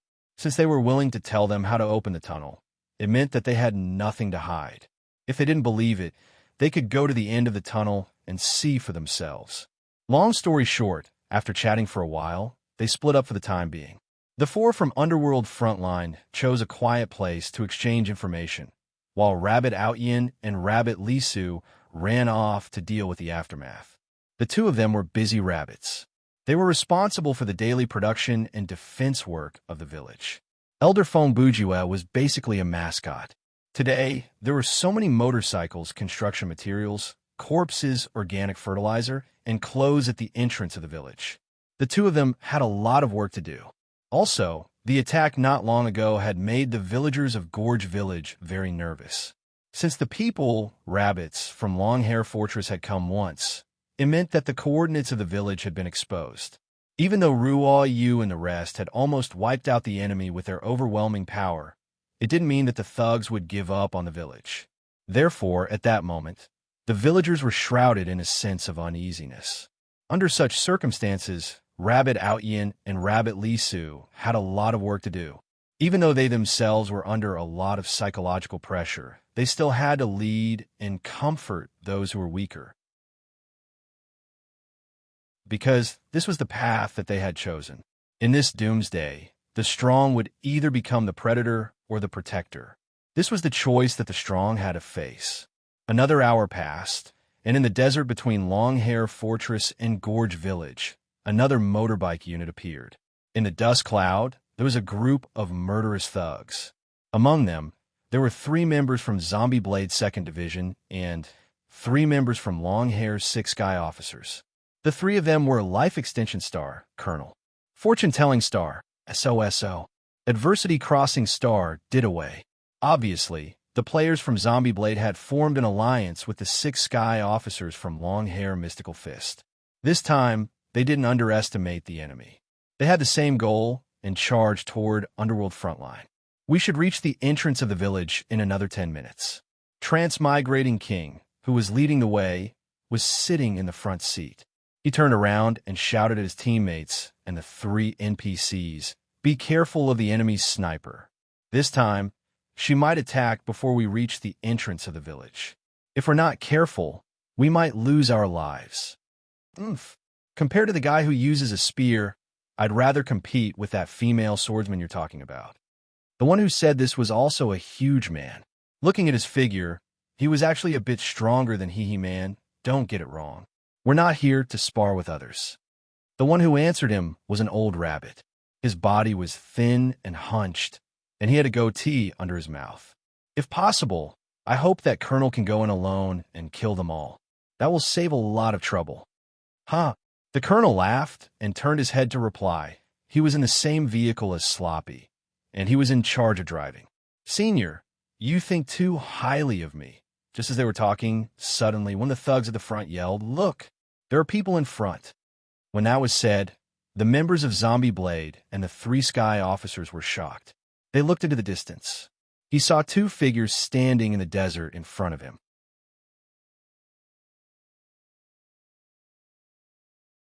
Chapter 964. The sun was strong in the desert, and those with good eyesight could see things very far away. Hence, the few powerhouses in the Longhair Stronghold camp could clearly see the 2 people standing in the distance. One of them was Feng Bujue, and the other was Rabbit Outyin. After moving forward for some distance, the Colonel raised his hand to signal to the back and yelled, "Stop." Several seconds later, the motorcade slowly stopped. The Colonel turned back to say, "All of you, stay here. Before we decide the winner, do not interfere." His words were naturally directed at the soldiers of Longhair Stronghold. Oh, no wonder he is the Colonel. He is so reliable. Let those reckless fellows experience the taste of fear. Oh, the 6 Sky Officers are invincible. After hearing the Colonel's words, the soldiers cheered. They were like a group of crazy football fans, waiting to celebrate before the match even started. Humph, a bunch of idiots. The Colonel shook his head and mumbled to himself, "If not for the fact that you are still useful, who would care about your lives?" Not long after that, with the Colonel as the leader, plus 3 Jade's Assault, reincarnated as King, transmigrated as King, Momo, and Didaway, there were 6 elites in total. They slowly arrived before Brother Jew. The Colonel studied the man and rabbit before him and said, "I haven't asked for your guidance." Brother Jew used a lazy expression and yawned as he replied, "Feng Bujue." Rabbit Outyin tried his best to maintain a calm demeanor and said in a low voice, "Rabbit Outyin." "Oh, so you are Feng Bujue." The Colonel said and turned to look at the 3 from Zombie Blade before turning back to Brother Jew. I hear you are very strong. Obviously, the few from Zombie Blade had already told the 6 Sky officers of long hair what they knew, or rather what they thought, about the general strength of the members from Underworld Frontline. Haha, you heard it from them, didn't you? Feng Bujue also tilted his head to look at the members of Zombie Blade. A bunch of cowards who hide behind rabbits and only dare to play the game after taking drugs. How can you believe what they tell you? Yes, he had said it. In the public live stream, he had clearly said that the members of Zombie Blade had used drugs to play the game. In all fairness, in the opinion of those in the know, this kid was simply unbridled and audacious to the extreme. Even the big shots in the gaming industry did not dare say this openly in public because they would have to take responsibility for it. If they could not produce any evidence, Zombie Blade could turn around and sue them for slander. Perhaps some people would ask, Zombie Blade did use drugs, so why would they sue someone else? Could it be that they didn't have a guilty conscience? Yes, they did not. Most of the time, it was the law, the law. The law, the law, the law, the law, the law, law, law, law, law, law, law, law, law, law, law, law, and would never perfect. There were plenty of examples where the cost of committing a crime was low, but the reward was high. The most classic example was the various copyright infringement cases. The result of such cases was often the victim's difficulty in providing evidence, the high cost of the lawsuit, and the long duration of a lawsuit. Even if they won the case, the punishment for such a civil lawsuit was not that big of a deal. Many copyright infringers refused to apologize, refused to admit their wrongdoings, and even paid for the damages. For them, the profit from copyright infringement had far exceeded the cost of committing the crime, and the punishment was far from enough. This kind of result was no doubt chilling. It was because of this result that many criminals had nothing to fear. The victim, on the other hand, had to make a choice between seeking justice is fraught with difficulties and swallowing the humiliation and letting it go. There were many similar examples. A company that mixed expired food into the processing process. A company that made school uniforms that mixed in poisonous materials. Even though these cases could cause serious harm, most of them were just fine. In other words, sometimes the thief would not only not feel guilty, they would even call the police. Combined with the example before them, Zombie Blade had nothing to be afraid of. First of all, what they did was not illegal. There was no law that stated that cheating in a game would result in punishment, right? If there was an investigation, it would be done by the gaming company based on the user agreement in the game. But ultimately, the gaming company was not the law enforcement. They could not break into a gaming studio to conduct an investigation, and they could not capture the player for a urine test. The gaming company had to investigate whether the player was cheating or not, so they had to investigate from the data level. As long as there was no abnormality in the data when the player logged in and the photon computer did not detect any illegal devices or abnormal programs, then the company could not do anything about it. After all, what the player ate before playing the game, was that any of their business? However, if an influential person or organization exposed the fact that Zombie Blade was cheating in public and the person did not have any evidence to back it up, then this person would have to be careful because his words and actions were there for everyone to see, and it would be easy to prove his words. Zombie Blade could file a lawsuit on the grounds of slandering the reputation of the legal entity. In such a situation, if the defendant was also a big company, then it would be fine. Even if the legal department of the company failed, they could at least afford to pay for the damages.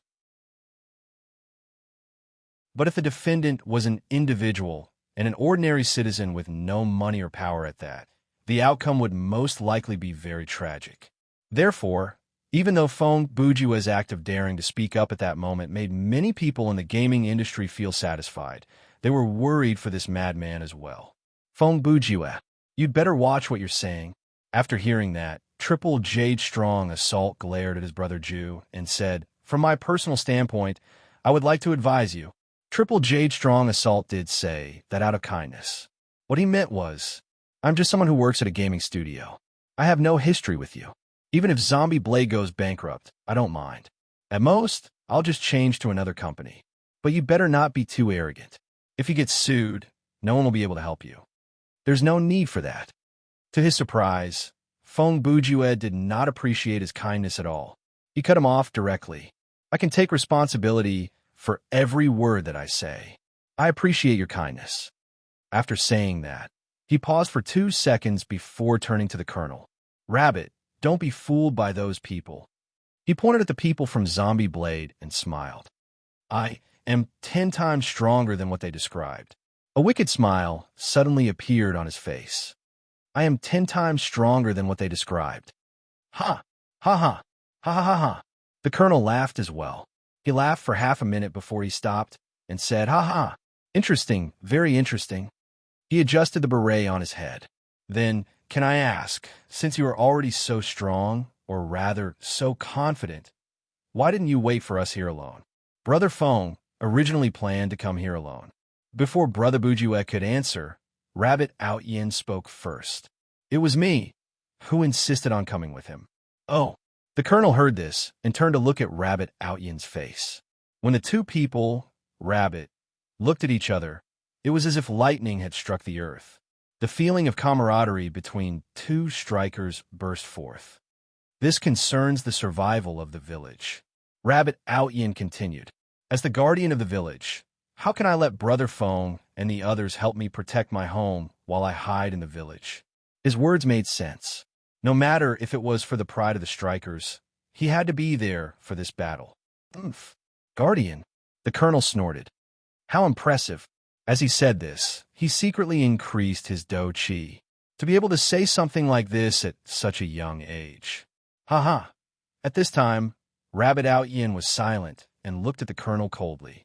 The murderous intent hidden in the colonel's eyes also activated his do chi. And a weakling like me. When the colonel's next sentence came, his figure had already appeared behind Rabbit Outyin. I'm destined to be a plunder. At this moment, Rabbit Outyin's expression changed. He wasn't weak. He really wasn't weak. So he could feel that the colonel was already behind him. But he wasn't strong enough. Even though he had guessed that the colonel would launch a surprise attack, his body couldn't keep up with the colonel's speed. Chi! The colonel used his hand as a knife and stabbed towards Rabbit Outyin's back. Not only was his speed shocking, but his attack was also silent. What did you say? Since it was silent, why was there a chi sound? That was because the sound didn't come from the colonel's hand. A second later, the colonel couldn't help but cry out in shock. Along with the sound of the wind breaking, Feng Bujue's rhino spirit finger arrived in an instant and accurately caught the colonel's hand knife. The latter couldn't move an inch forward. At this time, Rabbit Outyin also reacted. He quickly jumped to the side and looked at the two people not far away with a pale face.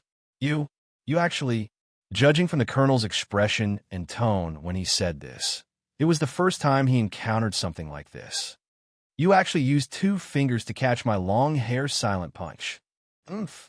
What's so strange about the weak fist being caught? Feng Bujue used the colonel's words to ridicule him. Then, he took advantage of the situation and made a move. A naughty child's lower whip kick unexpectedly swept towards the colonel's lower body. For a striker at the level of the 6 heavenly officials of long hair, a move like the lower whip kick, strictly speaking, it wasn't a move at all. Even if one did not purposely evade it, as long as one's lower body was stable enough, one could take it head-on. However, Feng Bujue's lower whip kick was not a normal lower whip kick. It was a naughty child's lower whip kick. Ignore mastery level, 100% chance of tripping any monster that can be tripped and angered to attack you. This kind of special effect was practically a weapon of causality. As long as one couldn't evade it, even God would be tripped. As expected, after Brother Ju kicked, the colonel was shocked. Since his hand was still caught, he was unable to evade. Furthermore, he did not think that being kicked by a lower whip kick would cause much damage. Therefore, he tightened his leg muscles and took the kick head-on. It was fine if he didn't take the kick head-on, but once he did, he fell. The 3 players from Zombie Blade and the 2 NPCs who were also heavenly officials, Malahu and Didaway, all looked at the colonel's falling movement that appeared to be in slow motion with shock. They could not understand why the colonel would be tripped by a lower whip kick that even a child could do, and the way he fell was so precise and precise. It looked like he was faking it. It has been a long time since I used this combo to kill someone.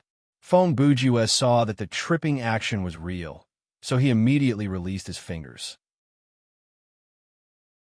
He took out the blade of mandatory defense penetration from his inventory and slashed at the colonel's neck. The whole process was too fast for the human eye to follow. In the blink of an eye, he had already swung the blade. When the colonel's body fell to the ground, the back of his neck had already been severed by the cleaver. The thing that fell to the ground was a dead body. Hey, that's impossible. That colonel who never uses a second move to kill. Lord Extend Lifestar actually did it so easily. When the underlings saw the situation, they immediately fell into panic, and they almost turned to run. The 3 members of the Zombie Blade 2nd Division and the other 2 Sky officials also had serious expressions. A chill slowly crept up their hearts. Okay, that's all for the warm-up. Feng Bujue raised the cleaver and put on a fanatical expression. He licked the blood on the handle of the cleaver and grinned wickedly at his remaining opponents. If this counts as a warm-up, is this guy really a mystery novelist? Why does he look like a psychopathic murderer? No. This should be an act. He is using his craziness to mess with his opponent's mentality. Act? That's not necessary, right? He can even one-shot a boss-level NPC. Is there a need to use psychological tactics? Perhaps he is doing this out of interest? At that moment, the viewers who were watching the live stream were all discussing Brother Ju's actions. Among them, there was no lack of professional team members who had already finished the first round of the semifinals. They were all paying attention to this battle. After a moment of silence, the oldest person from the rabbit planet, Malo, sighed deeply. He stepped forward and said, I thought, in this world, the only opponents that can make me serious are the legendary short-hair, godly fist Grandmaster Bunny Hairborough, and the leader of the 6 heavenly officials, Upper Star Lord Kellett. As he said that, he took light steps and slowly walked to Brother Ju. Looks like, on today's list, there will be one more person.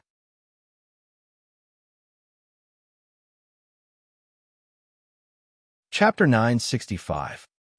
Feng Bujue listened to Ma Mahu's arrogant speech and showed a look of disdain. You sure have a big mouth. Ma Mahu laughed. Young man, do you think this old man is taking advantage of my seniority and bragging? He didn't wait for Brother Ju to answer and continued. I agree that the young are afraid of the strong, but while he was talking, Ma Mahu's legs were in a horse stance, and he slowly raised his arms into a fighting stance. His speed was not considered fast, but his smooth and flowing movements created layers of afterimages in the eyes of others. His dochi was also not considered strong, but his reserved and deep strength actually caused the air around him to become heavy. A striker's battle isn't purely a battle of stamina. Ma Mahu continued. Even if one's stamina is past its peak, but the experience of fighting in the realm of the striker will become deeper and deeper with time. Is that so? The enemy that was so close to him had already gotten into his battle stance, but Feng Bujue was still unfazed. He replied in a mocking tone, Then I will have to experience. Before he finished speaking, Brother Ju suddenly saw something. In an instant, his expression changed. He raised his arm and pointed at the desert in front of him. The Batmobile. Maybe it was because his expression was too realistic, or maybe it was because he was shouting himself hoarse. In any case, everyone there, including the 3 players from Zombie Blade, all turned their heads at that moment and looked in the direction that Brother Ju was pointing at. In this split second, Feng Bujue suddenly stabbed Ma Mahu in the chest. The latter immediately let out a scream and turned his head back. He stared at Brother Ju with an expression that said, You King tricked me. As for the others, rabbits, who heard the scream and turned back to look, after seeing the situation here, they were all dumbfounded. Even the one with the fastest reaction took 5 to 6 seconds to understand what had just happened. So, a striker's battle isn't purely a battle of stamina. After a few seconds, Feng Bujue looked at the dying Ma Mahu and repeated his words. IQ is also very important. Then, he suddenly pulled out the kitchen knife. When the blood on the knife dripped onto the sand, Mama Hu fell to the ground and died with his eyes wide open. That's too despicable. Are you kidding me? How is that possible? This guy used such a childish method. Another boss-level NPC has been killed. This is the first time I've seen a game like this. At this time, the audience watching the live stream was completely shocked. Feng Bujue's actions were shameless, but in a sense, his shamelessness was admirable. The move he had just played didn't seem to have any skill in it. It was basically a move that a child would use in a fight. But if you thought about it carefully, you would find that his use of it was incomparably brilliant. Because no one would have thought that in this kind of situation, he would use this kind of method. Think about it. If it were Yi Gu Cheng and Shi Min Shui Shui in a duel, the two sides would pose, coldly exchange a few words, and just as they were about to make a move, Shi Min Shui Shui suddenly put on a shocked face and pointed to the sky behind Yi Gu Cheng and shouted, "Look, pigs are flying in the sky." If that kind of thing really happened, then I think Yi Gu Cheng would definitely turn around and look. In fact, this was almost a human instinct. As long as the person who pointed and shouted acted convincingly, naturally, and suddenly, everyone would turn their head to take a look without hesitation. Feng Bujue used this psychological blind spot to successfully complete an instant kill. What? Can this be considered a super expert? Isn't his tactic a bit too low-level? At this time, in the game's 6th live broadcast area, similar to the overlapping space of a shopping mall, each with a serial number, there were many large screens in the area, and players could freely choose which screen to stop in front of, for young men in uniform stood together. One of them looked at the live broadcast with a disdainful tone and a rather loud voice as he read aloud. The ID of the man who spoke was in Nagawa Yoshi. He had a thin face and a pair of very distinctive eyebrows. They looked as if they were drawn on and were bright and full of vigor. That's right. Some say that he is at the same level as Phantom Dawn and Shiva. The slightly rotund man next to Imagawa Masayoshi, whose ID was Tokugawa Tadashi, added, I've seen the recording of his competition in room S1, but from how I see it, he's just SOSO. The man who stood next to them, whose ID was Hijeo Wa, added, in terms of level 30, I don't think I'll lose to him. Humph. There's nothing strange about that. In the end, the remaining red-faced man with the ID of Feng Chunping smirked coldly. It can only be said that the overall skill level of China's players is too low. If there's anything that they can't compare to, humph, I'm afraid it's only their numbers. Stupid people have a lot of money. Imagawa Masayoshi replied with a smile. But it sure is annoying, Tokugawa Tadashi said. If elites like us from Sengoku Studio had joined this game earlier, then during room S1, those second-rate players wouldn't have had the chance to show off. The few of them stood at a very conspicuous spot and said these words with great arrogance. They did not seem like they were going to lower their voices. Many players who heard them showed obvious displeasure, disgust, or anger, but no one stepped forward to argue with them. The main reason was naturally because there were robot guards in the game, so they could not go up and beat them up. The other reason was that these people with the Sengoku Studio emblem on their uniforms were indeed powerful players that everyone knew, and at the same time, they were a strong dark horse in this room S2 competition. In fact, not long after room S1 ended, this Sengoku Studio, which was made up of professional Japanese players, had silently entered Thriller Paradise and appeared on the overall guild ranking in a very short amount of time. In room S2, the Sengoku Studio had sent 2 teams to participate, and both teams had entered the semifinals. The 4 people before them were Sengoku Team 2. So that's how it is. Suddenly, a voice rang out behind the 4 people from Sengoku Team 2. The Sengoku Studio that has been in the limelight recently is nothing more than that. What? Hearing that, Imagawa, Tokugawa, Hojo, and Toyotomi all turned around to glare at the person who spoke. You are. Toyotomi looked at the ID that appeared above the person's head, and his expression shifted. Hong Hu from a loser alliance? That is me. Hong Hu pushed up the glasses on his nose and replied with a smile. Umph. I was wondering who it was. Imagawa Masayoshi snorted. It's just the guy who didn't even accept a studio, and he's still shamelessly commenting on elites like us, saying something like nothing more than this, hee hee. That's right. I'm just an ordinary player with an average skill level. But regarding what Feng Bujua has done, I have seen through it more thoroughly than any of the elites. When ambition is said that word, there was obvious mockery in his tone than the rest of you. What do you mean by that? Hojo Kazuo heard the hidden meaning in his words, so he asked in a low voice. What do I mean? Hong Hu shrugged and pretended to reply. I think, instead of stating certain things clearly, it is better to give them a hint and let them figure out on their own. Ha! He laughed. It's like teaching a primary school student a math problem. If you give him the answer directly, he still won't be able to solve it. But if you teach him how to solve the problem, who are you calling a primary school student? Tokugawa Tadashi was provoked by Hong Hu's mocking words, and he was instantly agitated. He took a step forward like he was going to punch someone. Don't be rash. Toyotomi raised his arm to stop him and gave his teammate a look. Don't be so easily provoked. Yes, there are robots guarding this place. Violence is not allowed.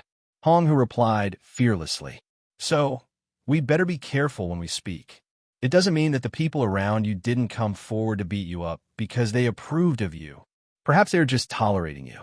He shrugged and shook his head. A person who doesn't even know that he is annoying is not just annoying. He is stupid. When he said that, many of the players around him showed signs of approval, and there was laughter coming from the crowd. Basically, everyone was using their eyes or actions to tell Hong Hu, well done. What are you trying to say? After all, Toyotomi was the leader of Sengoku Team 2. His personality was steadier than his teammates. He suppressed his anger and asked again. It's very simple. I just want to remind everyone out of kindness that you have greatly underestimated Feng Bujua. At this point, Hong Hu's eyes sharpened and his tone chilled. This man is much more dangerous than you think. He paused for 2 seconds before continuing. Since you said that his strategy is not that good, then I would like to ask you to consider a few questions. Hong Hu's eyes scanned the faces of the four. What kind of strategy is considered high-end? The 4 members of Sengoku Team 2 were not strategic players. Since Hong Hu was asking them a question like that, they naturally did not know how to answer. So-called strategy, at the end of the day, is just a means to achieve a goal. Seeing that they did not answer, Hong Hu continued. As long as it is effective, what is wrong with a simple and clear strategy? He paused and glanced at the big screen. From a tactical perspective, Feng Bujua's method was, first, unexpected, and secondly, extremely effective. Ask yourselves, if it was any of you, would you have been able to come up with such a strategy in that kind of situation and successfully implement it? He continued in a very honest tone. In any case, I wouldn't have been able to do it. To be honest, even if I did come up with such an idea, I might not have been able to make the NPC turn around. Even if I did manage to make the NPC turn around, I don't have the confidence that I would be able to end the NPC's life with one ambush. This is just like the story of Columbus's egg. No matter how disdainful the bystanders are about the result after the event, before seeing the result, you can't even break through the stereotype of thinking, let alone do it. At this point, the 4 members of Sengoku Team were speechless. As expected of the wise General Hong Hu. A few seconds later, Feng Chunping snorted coldly. I've learned my lesson, he said, then turned to his teammates and said, let's go. At this moment, the surrounding players were already looking at them with the attitude of onlookers who have failed to show off. There was no doubt that they could not stay any longer. I hope I'll have the opportunity to experience your wisdom in the game. But before leaving, Feng Chunping did not forget to leave a harsh word for Hong Hu. After all, there are many people in this world who are eloquent, but not all of them are really capable. Oh, Hong Hu replied with a smile. Then please look forward to it. On the other hand, in the desert, you despicable be***starred. How dare you? After witnessing what Feng Bujua had done, Didyu was completely enraged. He was so angry that he could not even form a coherent sentence. I, I will tear you into pieces with my own hands. Wait a minute. Right then, 3 Jade Strong Assault called out softly. He led his 2 teammates forward and said, Mr. Tengu, we've warned you before. This Feng Bujue is very strong and very cunning, but the Colonel and Ma Hua were too careless. He glanced at Brother Ju. Now is not the time to act on impulse. He still has 3 companions who are missing. They might be hiding somewhere to ambush us. If that's the case, we don't have the advantage in terms of numbers. That's right. Reborn as king added, so I suggest, for the sake of caution, the 4 of us should come at him together. Ha! Ha ha! When Feng Bujue heard their discussion, he immediately laughed with super mockery. What are you doing? The 6 major sects are going to attack Light Peak. As he spoke, he jumped half a step and used his hands to pinch his face into the shape of a monkey. With a shrill voice, he said, There's no need to talk about justice with this kind of evil. Everyone, come at him together. Then, he stood where he was for a while, before his expression changed. He sighed seriously. Sigh, to be honest, I've never stopped you from coming at me together. It's just that you came at me one by one, because you thought you could take me down. The next second, Brother Ju opened his arms and declared arrogantly, Stop trying to gauge my courage with your own pettiness. I said I'll take you down alone, and I'll do it alone. Who cares if you're ganging up on me or not? Come forward and accept your death.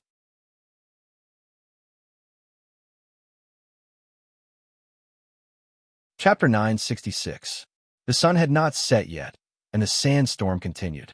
In the endless desert, a fierce battle of 1 versus 4 was about to unfold. And all the players who were paying attention to this match were also anticipating Feng Bujue's performance. At this point, the people did not seem to care whether Brother Ju would win or die. They merely wanted to see what else this man could do. After Rabbit Ao Tian heard Brother Ju's declaration, he revealed a worried expression and asked in a low voice, Brother Ju, are you really going to fight them alone? Ah, Brother Rabbit, you don't need to help me. You only need to watch, Feng Bujue replied. Rabbit Ao Tian gripped his fist like he had made some kind of decision. He said, I know. Compared to Brother Ju, my level is too low. Perhaps if I help, I will only be a burden to you, but this concerns the survival of the village. If I just stand by and watch, then go and take care of those people. Feng Bujue seemed to have predicted that Rabbit Ao Tian would say something like that. After hearing that, he pointed at the long-hair fortress soldiers who were about 10 meters away. That will be a great help to me. Rabbit Ao Tian thought about it for 2 seconds and then nodded at Brother Ju with a determined expression. Okay, I understand now. Feng Bujue was a clever man. If he wanted to, he could be a kind and understanding person. Therefore, at that moment, he came up with a more appropriate solution that would not hurt Rabbit Ao Tian's pride and would lower the risk to the lowest. Rabbit Ao Tian was a reasonable person. After the short confrontation with the colonel, he had realized that his power was still 1 level lower than the 6 sky officers of long hair. He also knew that Brother Ju had given a lot of thought to his action. Therefore, he said, I understand with gratitude. Brat, don't regret it. Didaway did not care about Rabbit Outyin at all. When Rabbit Outyin circled around him and the 3 zombie blade members and ran toward the group of minions, Didaway continued to glare at Feng Bujue and threatened him fiercely. You won't even last 10 seconds before my hairy waterbird fist. When he said that, the 3 members of the second team spread out and quickly surrounded Feng Bujue, including Didaway, who was in front of them. The 4 of them and Rabbit were standing on all 4 sides of Brother Ju. Oh, I see. Feng Bujue, on the other hand, was calm. After listening to the other party's declaration of victory, he immediately continued. Then 10, 9, 8, 7, 6. In terms of taunting skills, these guys were not on the same level as Brother Ju. Every word that the enemy said in front of Feng Bujue, every expression that they showed, every action that they did could be used by him to control the enemy's emotions and induce the enemy's behavior. For example, at this moment, Brother Ju used the two words 10 seconds that Didaway had casually mentioned earlier to force the enemy to attack. Furthermore, it was an all-in, all-out attack, because when Didaway started to attack, Brother Ju had already counted down to 5. Harry Waterbird fist profound skill, flying white beauty.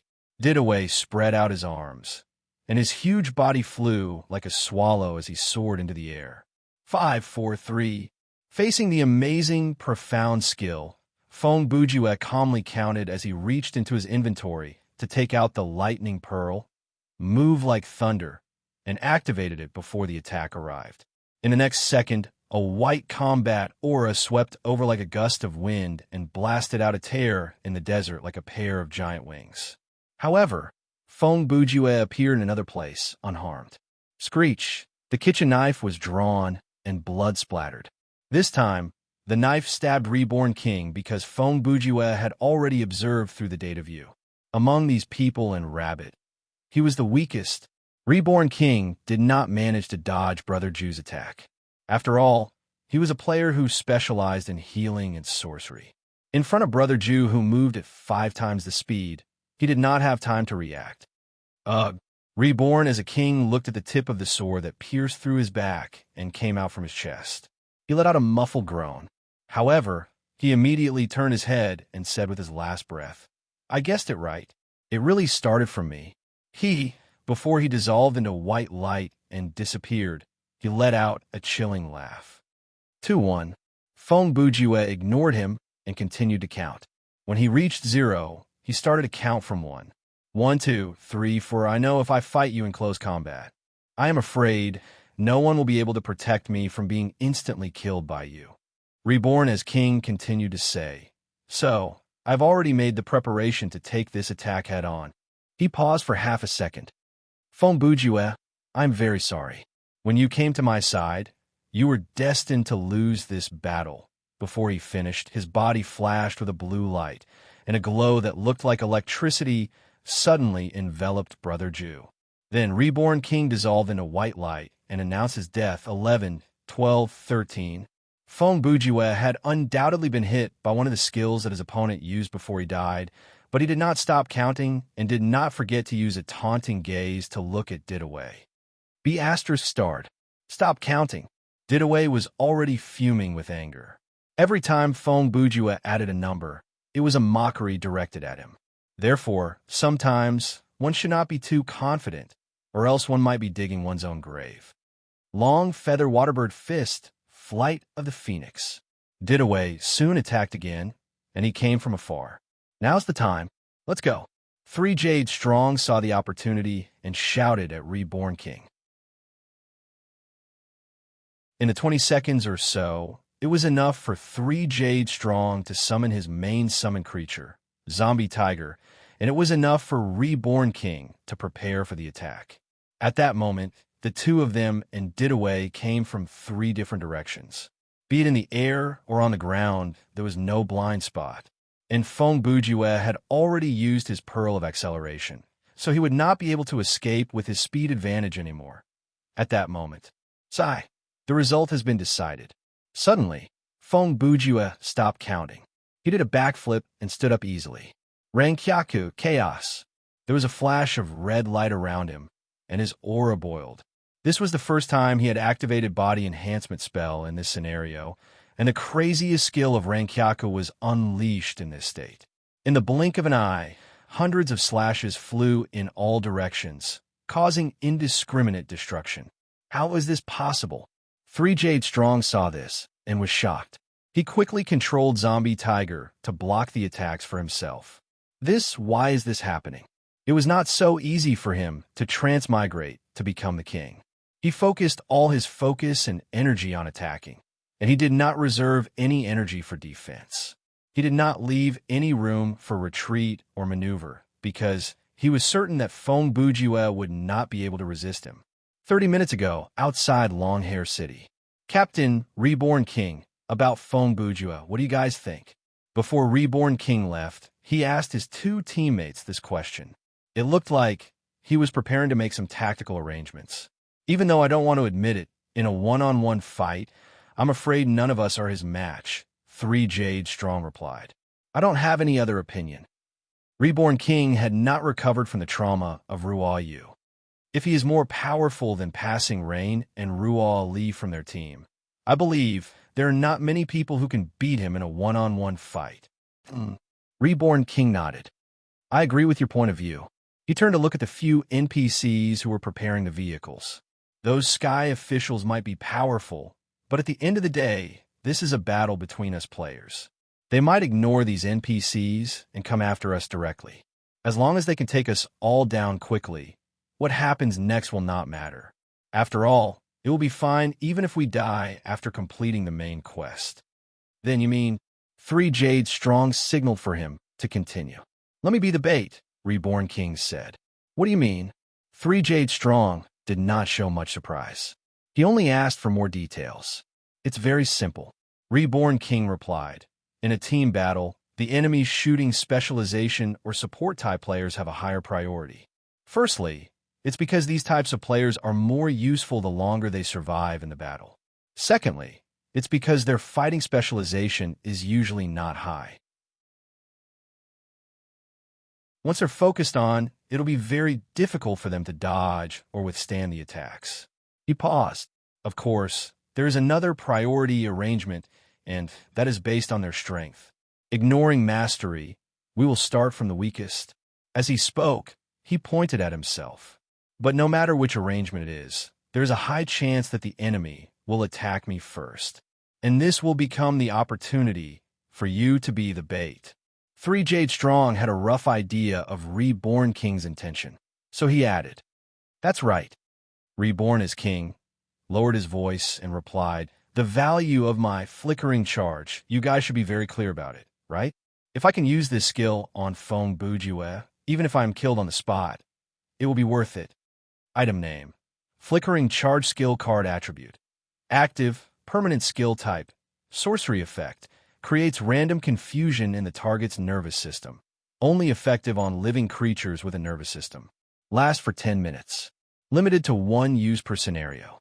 Cooldown in free exploration mode is 18 hours. Consumption: none.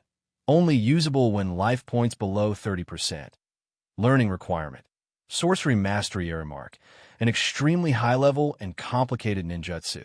The caster can convert the chakra inside the user's body into electrons and create an electric field. They will release electrons into the enemy's nervous system to disrupt the enemy's control over their body. This skill was the real face of the electric field that Reborn King had unleashed on Brother Jew before he died. Obviously, the members of Zombie Blade had come prepared. They had come up with a strategy to kill the enemy's trump card before the battle. If everything had gone smoothly, Feng Bujue would have been killed by now. But you must be confused. After the storm from Rankyaku, Feng Bujue stood up and asked without a change in expression, Why can I still move freely? Transmigrated King had been kicked to death, so he could not answer his question. However, Mitsuyu was still alive. His summoned creature had helped him block most of the damage, so he still had quite a bit of life points. You failed to activate the skill of rebirth. No, he succeeded. I was indeed hit by his flickering charge. Feng Bujue replied. In fact, at this moment, I am still under the influence of this skill. Nonsense, Mitsuyu retorted. After being hit by this skill, you can't even move normally, much less fight, unless there is someone else around you. Unless there is someone to help you, to use a specific skill or item to remove the effect of flickering charge, or else the victim will be powerless. Feng Bujue interrupted the man and said, That's right. Normally speaking, when a nervous system is in chaos, even if I have the item in my inventory that can remove the effect, I won't be able to take it out, and fighting is even more impossible.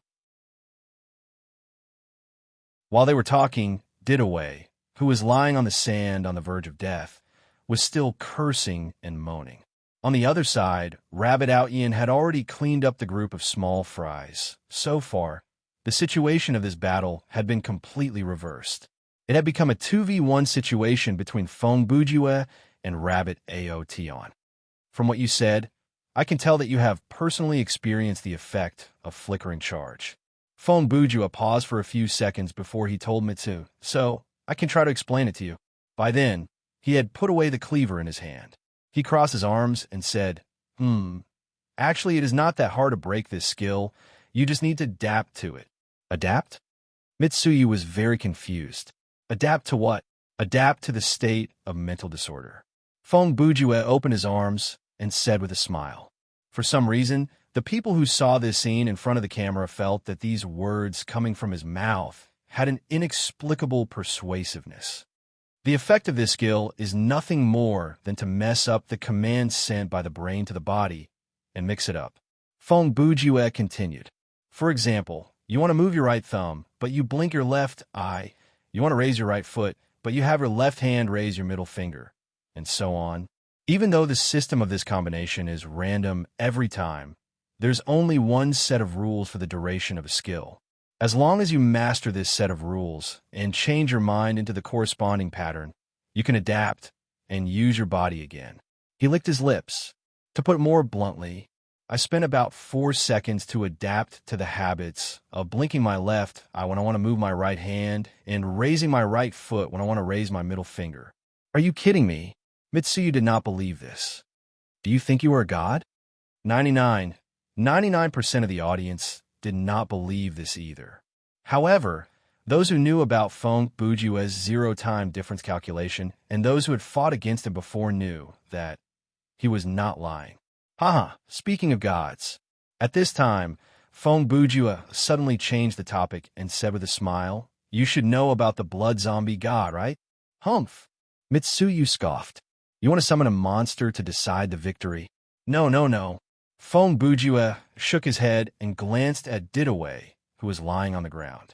If my calculation is correct, at this moment, there is an 80% chance that my teammates have arrived at your long-hair fortress and summoned the blood zombie god. He raised his head and sighed. I think, this time, he will have a big meal. That you're tuning into the Warrior Lore YouTube channel. Don't forget to subscribe and join us on this journey to catch the most captivating stories.